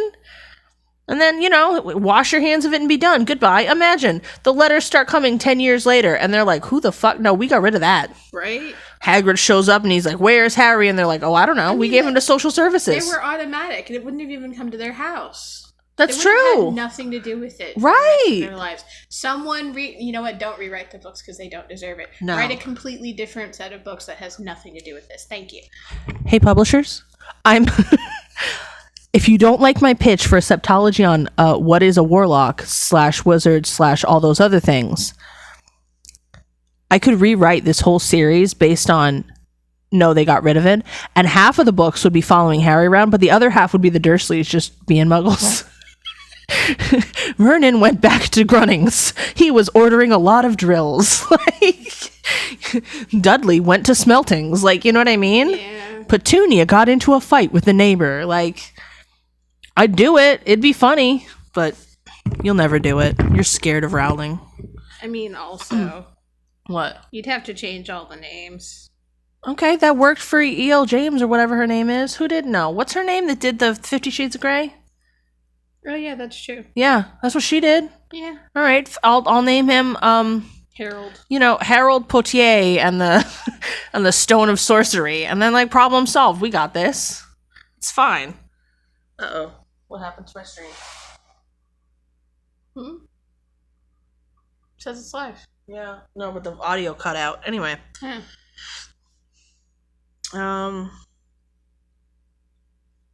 Anyway, Aunt Petunia gave a gasp of horror. I mean, they're really torn up about a thing they could just wash their hands of and be done. It's happening. Just be like, all right, well, listen. Because like, what do you think? What do you think the way back is? If Uncle Hagrid is like, don't tell him, and Hagrid goes, really? You know, Shucks. Dumbledore must. You were right before. Dumbledore must have something on them because otherwise they would have given him up. They would have. Right. They didn't like. They're this scared they of didn't him. Want him around? Like, why continue to pay for his upkeep? I don't Are they getting paid? Is that no. why? And like I mentioned in my last podcast, the stream, whatever, that like, you know, what if they had a 4-bedroom home? They were probably planning on having a second child after Dudley, and now they can't because they already have a second child now. They basically had twins instead. Is it that they can't afford it? Right, that's what I'm implying, yeah. You know, so they probably resented him for that, at least a little bit. Sorry, the cops are just being... I think that's actually technically the fire department, but... They're being extra right now. They are so extra. Every time. They always go through that intersection as if they're surprised there's traffic at it, even though there's always traffic at that one intersection. And they're always like, whoop, whoop, what are you doing here? It's a red light. They're all going to be there. Yep. Anyway, but like at this point, what's the way back after this, right? The Uncle Vernon says, swipe or no swiping, and Hagrid goes... Aw, man, and then just, like, goes away in his boat, and then Harry goes, excuse me, what? What the fuck? And they go, nothing, don't worry about it for the rest of his life? And he just goes back to Stonewall High, and it turns 18 and goes, I guess I'll never know what that was. You know what I mean? Like, it's too late now. Just let him know he's a fucking wizard. He's always gonna wonder who the giant that broke into the shack in the sea was. I don't know. It's certainly dramatic, but like besides being dramatic, I don't know what any of the point any of this stuff serves. Yeah, like why be like, stop, don't tell him. A man just showed up in the middle of the night in the middle of the ocean and broke down the door, and he's 12 feet tall and he knows your name, and like it is too late. It's too late. It's too late. All right. Go boil your heads, both of you, said Hagrid. Harry, you're a wizard. Which is also the dumbest way to introduce that. Don't tell him what a wizard is. Just be like, hey, you? Wizard, actually. Like, that's not gonna mean anything to him. It's not, but you know. There was silence inside the hut. Only the sea and the whistling wind could be heard. I'm a what? Gasped Harry. A wizard, of course, said Hagrid, sitting back down on the sofa, which groaned and sank even lower. I don't think they're getting the deposit back on the hut. Just a thought. That's the door's assuming broken, they the paid couch it, is they broken. didn't just break No, they in paid. themselves. They paid. It was mentioned. I see. The owner of the hut lent them the boat and stuff. So they're not getting the deposit back. Nope. The sofa broke more. And a thumping good, and I'd say, once you've been trained up a bit. He has absolutely no qualifications for that. Imagine Harry being a squid. And Hagrid was like, all right, well, I was wrong. Imagine Harry being a squid. Oh, I said squid. Sorry, squib with a B. It might have been me. I was just like, imagine Harry, a squid. That'd be pretty funny, too. The Dursleys and their pet squid in a hut in the middle of the sea. And a giant bursts in and is like, that squid's a wizard. The Dursleys are just like, get out of our house. We're trying to enjoy our family vacation with our squid, Harry. Honestly, if Harry was a squid, he would have had a better life up until this point. Honestly, yeah. Being a squid sounds pretty good compared to Harry's life. Anyway. But imagine he's a squib and Hagrid's like, you'll be a great wizard. And then 3 years later, like, nope. I was wrong. My bad. Sorry. He can't be a squib because he killed Voldemort, so... I was unrelated to his magical powers. I know. So... Except his magical ear or something stupid like that. Anyway... Is that from this book or is that from a fan fiction? I have no idea. I can't remember. I didn't finish reading them. I think that's a fan fiction thing. I don't think that's canon. It's a better thing though. I really hope it's not. Oh no. Anyway. Yeah. Anyway. A lot of fan fictions fixed the problems of these books. Fix it, Fic, coming in clutch again. Anyway, with a mom and dad like, see, it's his mom right here. They didn't get it all the way. Anyway, with a mom and dad like yours, what else would you be? And I reckon it's about time you read your letter. Harry stretched out his hand at last to take the yellowish envelope, addressed in emerald green to Mr. H. Potter, the floor, hut on the rock, the sea. I also like how they always specified a specific bed. I've never gotten a letter that ever mentioned my bed. Like, it's just being petty to drag the Dursleys. His address is properly Mr. H. Potter, Hut on the Rock, the Sea. The floor doesn't come into it. Never have I received a letter to, like, you know, the Winter Crow, you know, 123 Main Street, main bedroom. Like, they don't know where I sleep and shouldn't. Right? Anyway, he pulled out the letter and read, Hogwarts School of Witchcraft and Wizardry, Headmaster Albus Dumbledore. Gotta get that name drop in early. Order of Merlin, oh yeah, we gotta do this shit too. Order of Merlin, First Class, Grand Sorcerer, Chief Warlock, Supreme Mugwump, International Confederation of Wizards. None of that ever means anything. She just puts that in there. Very important. But, like, what does any of that mean? What's the Order of Merlin? We never find out. What on earth is a mugwump? Right. We never find out. She literally just dropped that in there to seem mysterious. Dear Mr. Potter, we are pleased to inform you that you have been accepted at Hogwarts School of Witchcraft and Wizardry. Please find enclosed a list of all necessary books and equipment. Term begins on September 1st. We await your owl by no later than July 31st. So, I guess that's why it was real important that he get in there real quick. I mean, but let's be real though. If Harry had just shown up September 1st and been like, it's already August 1st, isn't it? It's his birthday. his birthday's July 31st. Oh, I thought his So birthday Hagrid's was first. no. No, okay. Yeah, so Hagrid's going to take his letter back just in the nick of time. But, like, come on, if Harry Potter himself showed up on September 1st and was like, I'm ready to learn, Harry Potter could show up October 31st and be like, sorry, I'm late. You're not going to turn him away. Right? Like, don't be like this. Yours sincerely, Minerva McGonagall, Deputy Headmistress. I feel like she probably does a lot of the actual work of running the school. Dumbledore really lives up to that wizard stereotype of sitting in his office with his spindly little equipment, reading books that really don't mean anything, and thinking thoughts that are basically empty, and doing nothing. But with lots and lots of candles. Lots and lots of candles and slave labor. And slave labor, for sure. And, I don't know, I'm just saying, like, for someone who doesn't understand the dichotomy, she sure did get it right. Questions exploded inside Harry's head like fireworks, and he couldn't decide what to ask first. After a few minutes, he stammered, What does it mean they await my owl? Galloping Gorgons, that reminds me, said Hagrid, clapping a hand to his forehead with enough force to knock over a cart horse. Must have a big fucking head. He's a barn door. And from yet another pocket inside his overcoat, he pulled an owl. A real, live, rather ruffled-looking owl. How did it not suffocate inside of a coat? It's magic. A long quill and a roll of parchment, with his tongue between his teeth, because spelling is hard for big dummy. He scribbled a note that Harry could read upside down. Dear Professor Dumbledore, given Harry his letter, taking him to buy his things tomorrow. Weather's horrible. Hope you're well, Hagrid. And what a fucking letter this is, right? Yep. Dear boss, did the job. Gonna do more job tomorrow. The weather sucks. Have a good day. Bye. Like, I would send that email. Why not? why would I send an email about the weather? My boss doesn't care. He sent you in the shitty weather. I mean, I guess I might if I wanted to be passive-aggressive about it. Like that time I was sent out canvassing 3 hours before a hurricane was supposed to hit. Oh, I forgot If I had, about that. right? I was just talking about that the other day. If I had been given the opportunity to write my supervisor a letter, it probably would have said, Dear Supervisor, canvassing went well, could have died, hurricane warning, anyway, bye. Yeah. But, you know, you don't get those options Nope. in America. Also, hope you're well. Did you not see him this morning?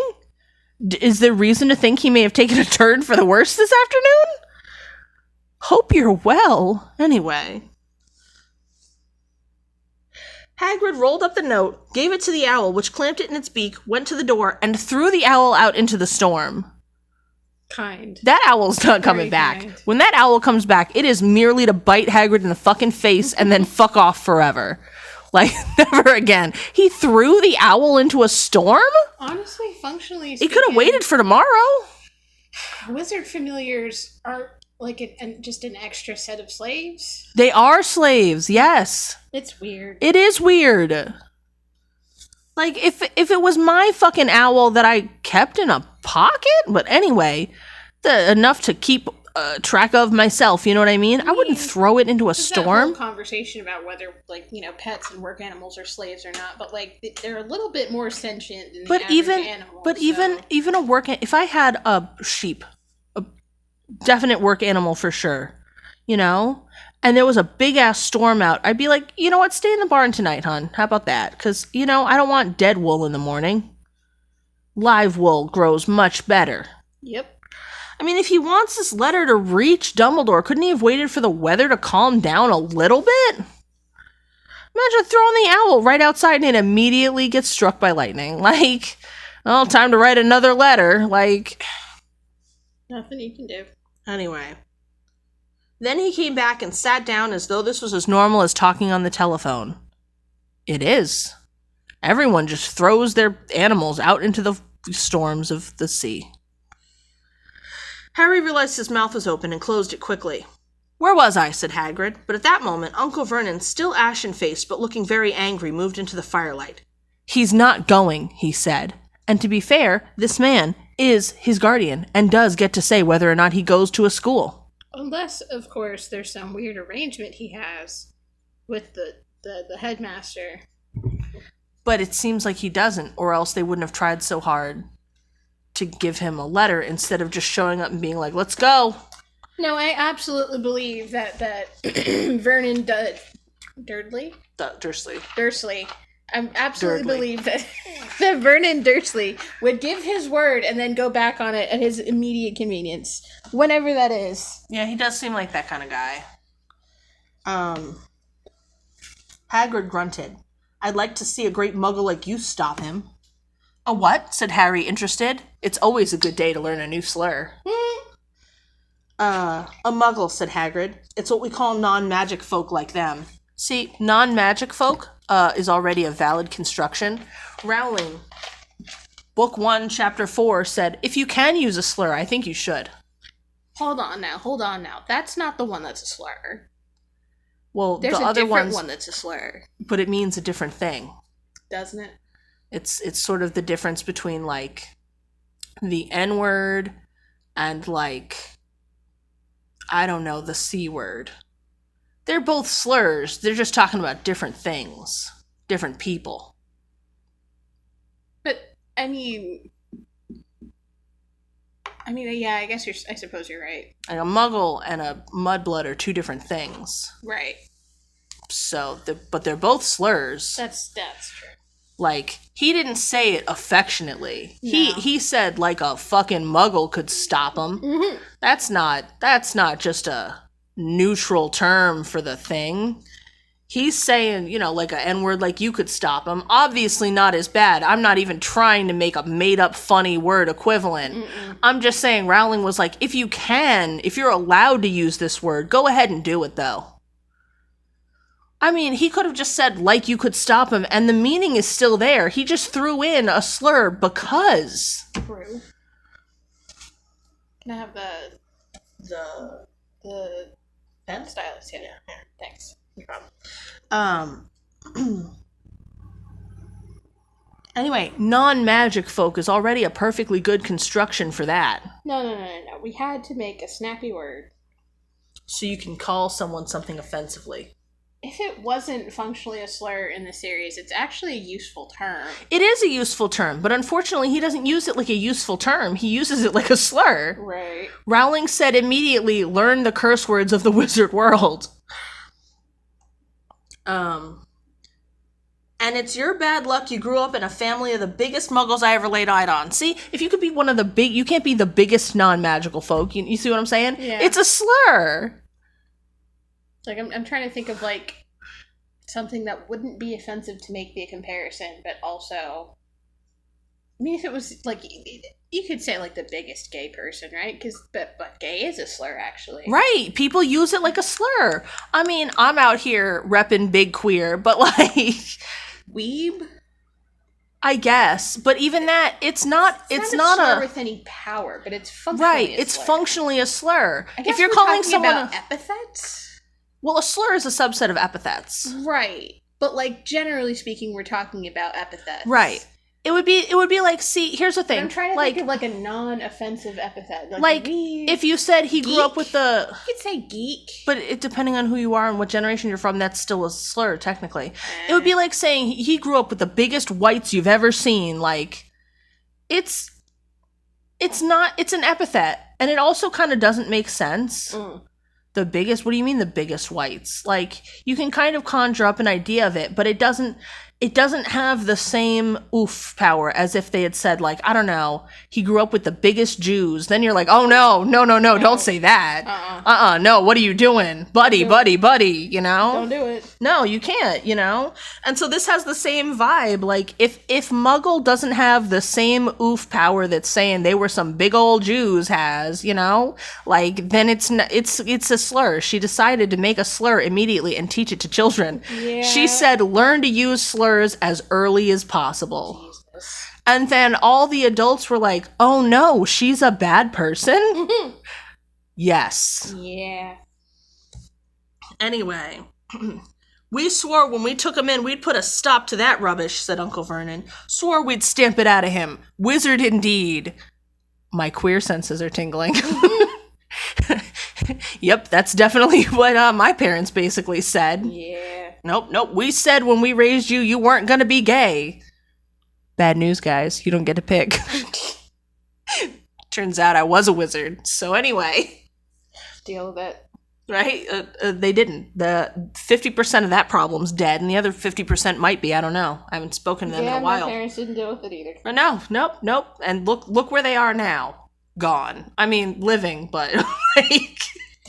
Not as far as your life is concerned. We're the gone ones, but you know. I mean, is it gone if we went somewhere better and they stayed in a shithole? Yeah, I suppose, yeah. They're the lost ones, not us.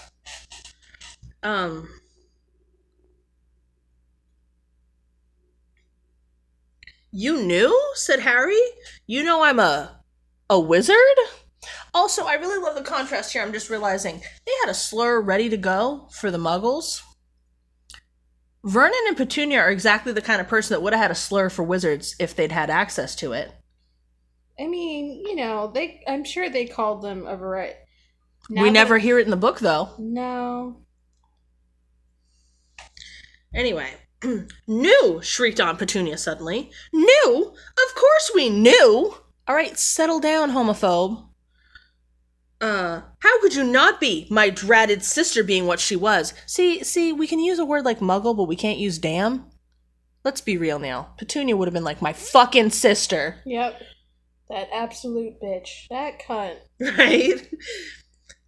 Oh, she got a letter just like that and disappeared off to that school and came home every vacation with her pockets full of frog spawn, turning teacups into rats. Who doesn't think that's cool? Who doesn't go, fuck yeah, do that more? People who don't like frogs.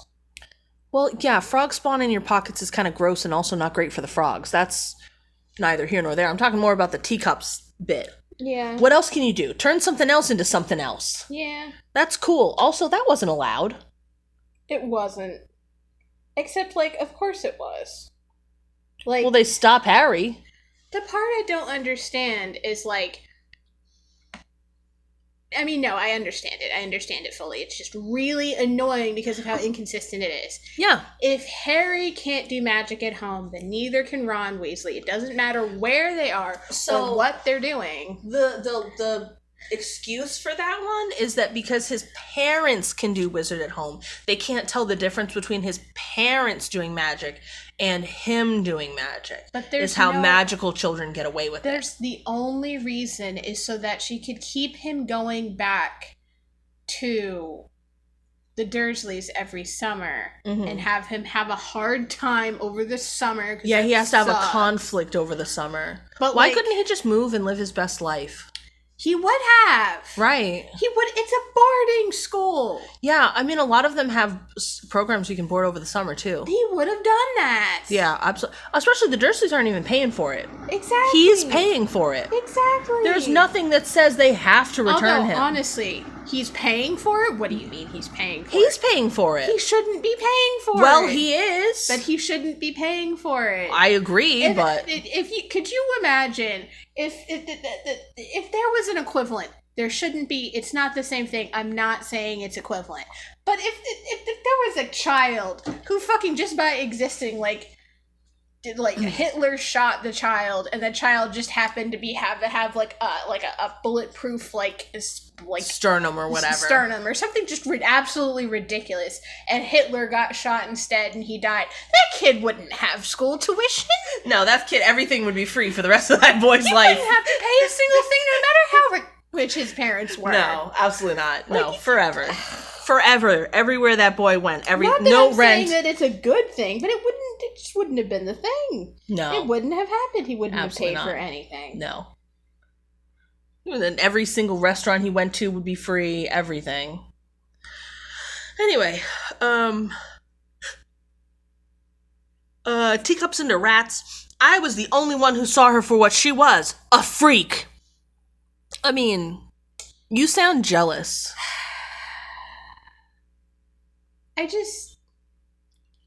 The parallels. Mm-hmm. And yet. My parents were totally cool with her being a queer, but I wasn't. Okay, settle down, Joanna.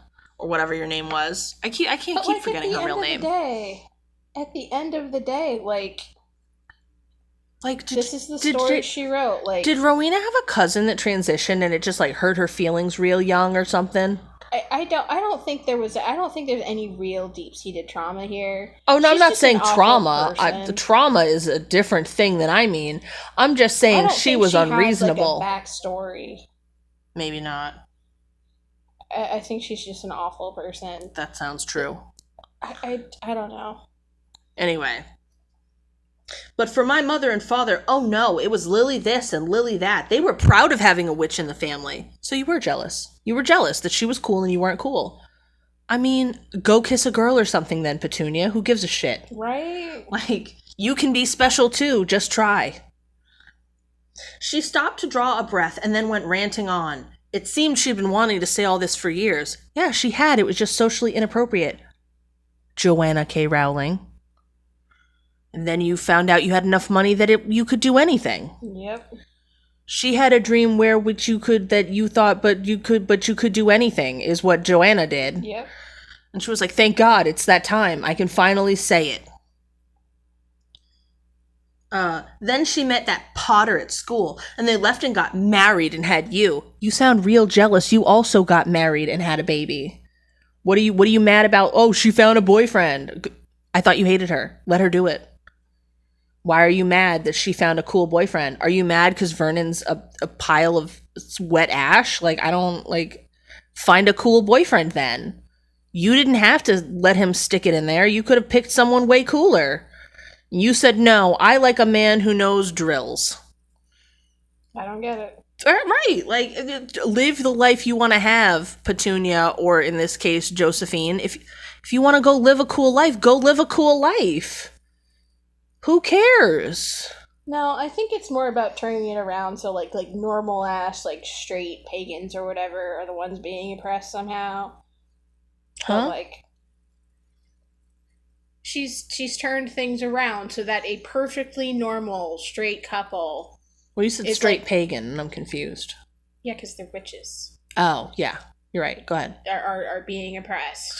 Oh, I see what you're saying. Yeah, basically these people are, I don't know, the embattled Christians of this world. Sort of. Yeah. Oh no, they're being persecuted. Calm down. No, they're not. They were fine. Mm-mm. Didn't seem like Lily and James gave too much of a fuck that Petunia hated them. Right. It was all Petunia. And of course I knew you'd be just the same, just as strange, just as queer? No, she says abnormal. And then, if you please, she went and got herself blown up and we got landed with you. Again, they would have just put him up for adoption. Yep. They wouldn't have cared. Harry had gone very white. As if he wasn't already. As soon as he found his voice, he said, blown up? You told me they died in a car crash. Which, to be fair, is not technically different from blown up, really, in a lot of ways. In a lot of ways. It could have still blown up. I don't know. I don't think Avada Kedavra blows you up. It doesn't, as far as I know. So what are we talking about? Yeah, I don't know. Also, it does sound like Petunia has some trauma over how her sister died, which is reasonable. But anyway.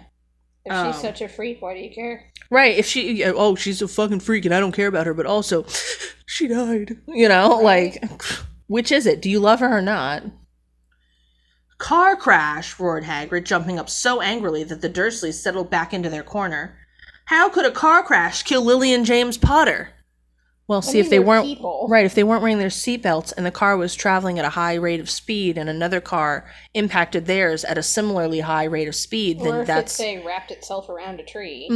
Or off a cliff into the ocean, or, you know, there's a lot of ways. I can educate you if you're interested, Rubius. Thousands of people every so many, year. A constant problem. But anyway, wizards don't die by normal means. Well, they don't drive cars, so like there is... I mean, the main issue is they didn't drive cars. It's an outrage, a scandal. Harry Potter not knowing his own story when every kid in our world knows his name. Okay, but who told him? Who was tasked with telling him? Nobody calls it your world either. Like, that's not a thing. Right? It's yeah. so awkward and dramatic. Yeah, like, honestly, like, our community maybe. But our world? It's not a community, though. Everybody's out for themselves. I mean, but then it wouldn't be your world either. Well, if it's just reality, you know. I guess, but I wouldn't say everybody in our world. I would say everybody in the world. Yeah. Anyway. But why? What happened? Harry asked urgently. I never expected this, he said in a low, worried voice. I had no idea. When Dumbledore told me there might be trouble getting hold of you, how much you didn't know. Ah, Harry, I don't know if I'm the right person to tell you, but someone's gotta. You can't go off to Hogwarts not knowing. Okay, well, you don't have to say it right now, though. Right? Like, none of this makes any sense. There's no emergency. This isn't an emergent situation. You can be like, listen, let me bring you to someone who knows. If he's sitting there going, like, I'm not sitting in this hut for a single additional second, like... Yeah, no, they end up spending the night, so... So he did end up spending the night. Yeah. Okay, so... Which is, again, very presumptuous. Just tell him in the morning. Just be like, look, let me take you to Dumbledore. He can say stuff, or, like, maybe Minerva, or somebody, you know what I mean? It's not like they're not there. Like, tell me that of all people, Dumbledore has a house somewhere else. Tell me that. I think it's implied? I'm sure it is, but, like, it's also implied that Minerva has a husband. I mean, not in the books. That's something Rowling said. I could have sworn that it was actually explicitly stated in the books. Never mind. I don't know. I mean, I remember being surprised to get that information. And also, like, that Snape lived with his parents you never hear about. Which makes sense, though, because I think at this point in the book, isn't he, like, No, wait. I have no idea. Harry was born when that cohort was, like, 19, and it's been... So he's, like, 29 in 1991. No. He can't be 29. Why? Harry was born when they were 19. You're telling me they both died at 20? Approximately. That doesn't sound right. Why? Well, I mean, based on the casting decisions in the movie, right? They're like 40, but like... So you're telling me he's like 31? Yeah, yes. I mean, in this point in the story, doing the math, he's like 29, 30. When we meet Snape for the first time. So, I don't know why they cast him as like a 50-year-old man. It's impossibly young to have your first child, but like... Especially in a war. Why were they so important? Why did they have any money? Oh, I guess the Potters were supposed The Potters to be rich. had money, yeah. I don't know. It would be like asking why Khloe Kardashian has money. She just does, you know? I feel like the situations are a little separate, but it doesn't Kim really Kardashian, matter. well, no, all of them. They really basically just have money because their parents have money. And their parents have money. I think one of their parents was like a athlete or something. Okay. And I think their mom was a model, maybe? I don't know. I don't know why the Kardashians are popular. That's what I'm saying. They just are for some reason. And sort of the same thing with the Potters. Like, why'd they have money? They just did. I don't know. And Snape didn't have money because they just didn't. He lived in Shitsville. And and James lived in Niceville, and that's where, you know. But yeah, it's funny because they cast these people like as really old. Like, I'm not saying that oh fuck, what's his name that did the Snape Alan Rickman. Yeah, I was like, Rick is in there somewhere, but it's not his first name. He did a really good job. I'm not saying he was the wrong actor. I'm just saying he was kind of old for the he was part. much too old to be the guy Snape was supposed to be. But he was the right in temperament. So oh yeah, no, he was definitely the right casting. They just made everybody older because that makes more sense. Anyway, I mean, I get that. Like, I guess it makes sense for them to be upset because, like, and like Lupin should have also been like 30. They they were just barely out of school. Right. In a couple years. Right. Like, that was the tragedy. Still close to them about it. Yeah, that was supposed to be the tragedy of the thing. Although I'm still kind of surprised that they had a house. He was rich. In the 80s. Yeah. He was rich and it was the 80s, you know? And also, like, what is the wizard marketing, like, real estate market? Like, you can just invent a house. You can just, and there's a house. It's not like you have to, like, find one that's for sale. You just find an empty patch of ground. Also, they lived in, like, a muggle town? I think. Okay. So, anyway. I wonder if that's the wizard equivalent to renting. Anyway. What time is it? Oh, I gotta go. It's 1:30. Yeah, so Harry is a wizard. And it got real windy suddenly. And we're gonna leave off at Josephine inventing a slur for no reason, just because she could. And then when we come back, we're gonna find out what did happen to Lily and James. You know it, I know it, Harry doesn't know it. Let's learn with him. Am I going to do that tomorrow? I'm probably doing that tomorrow. So come back tomorrow at 11 if you want to hear that. Because Stardew Valley is going to crash my computer. I can't do it. Anyway, bye. Have a good day.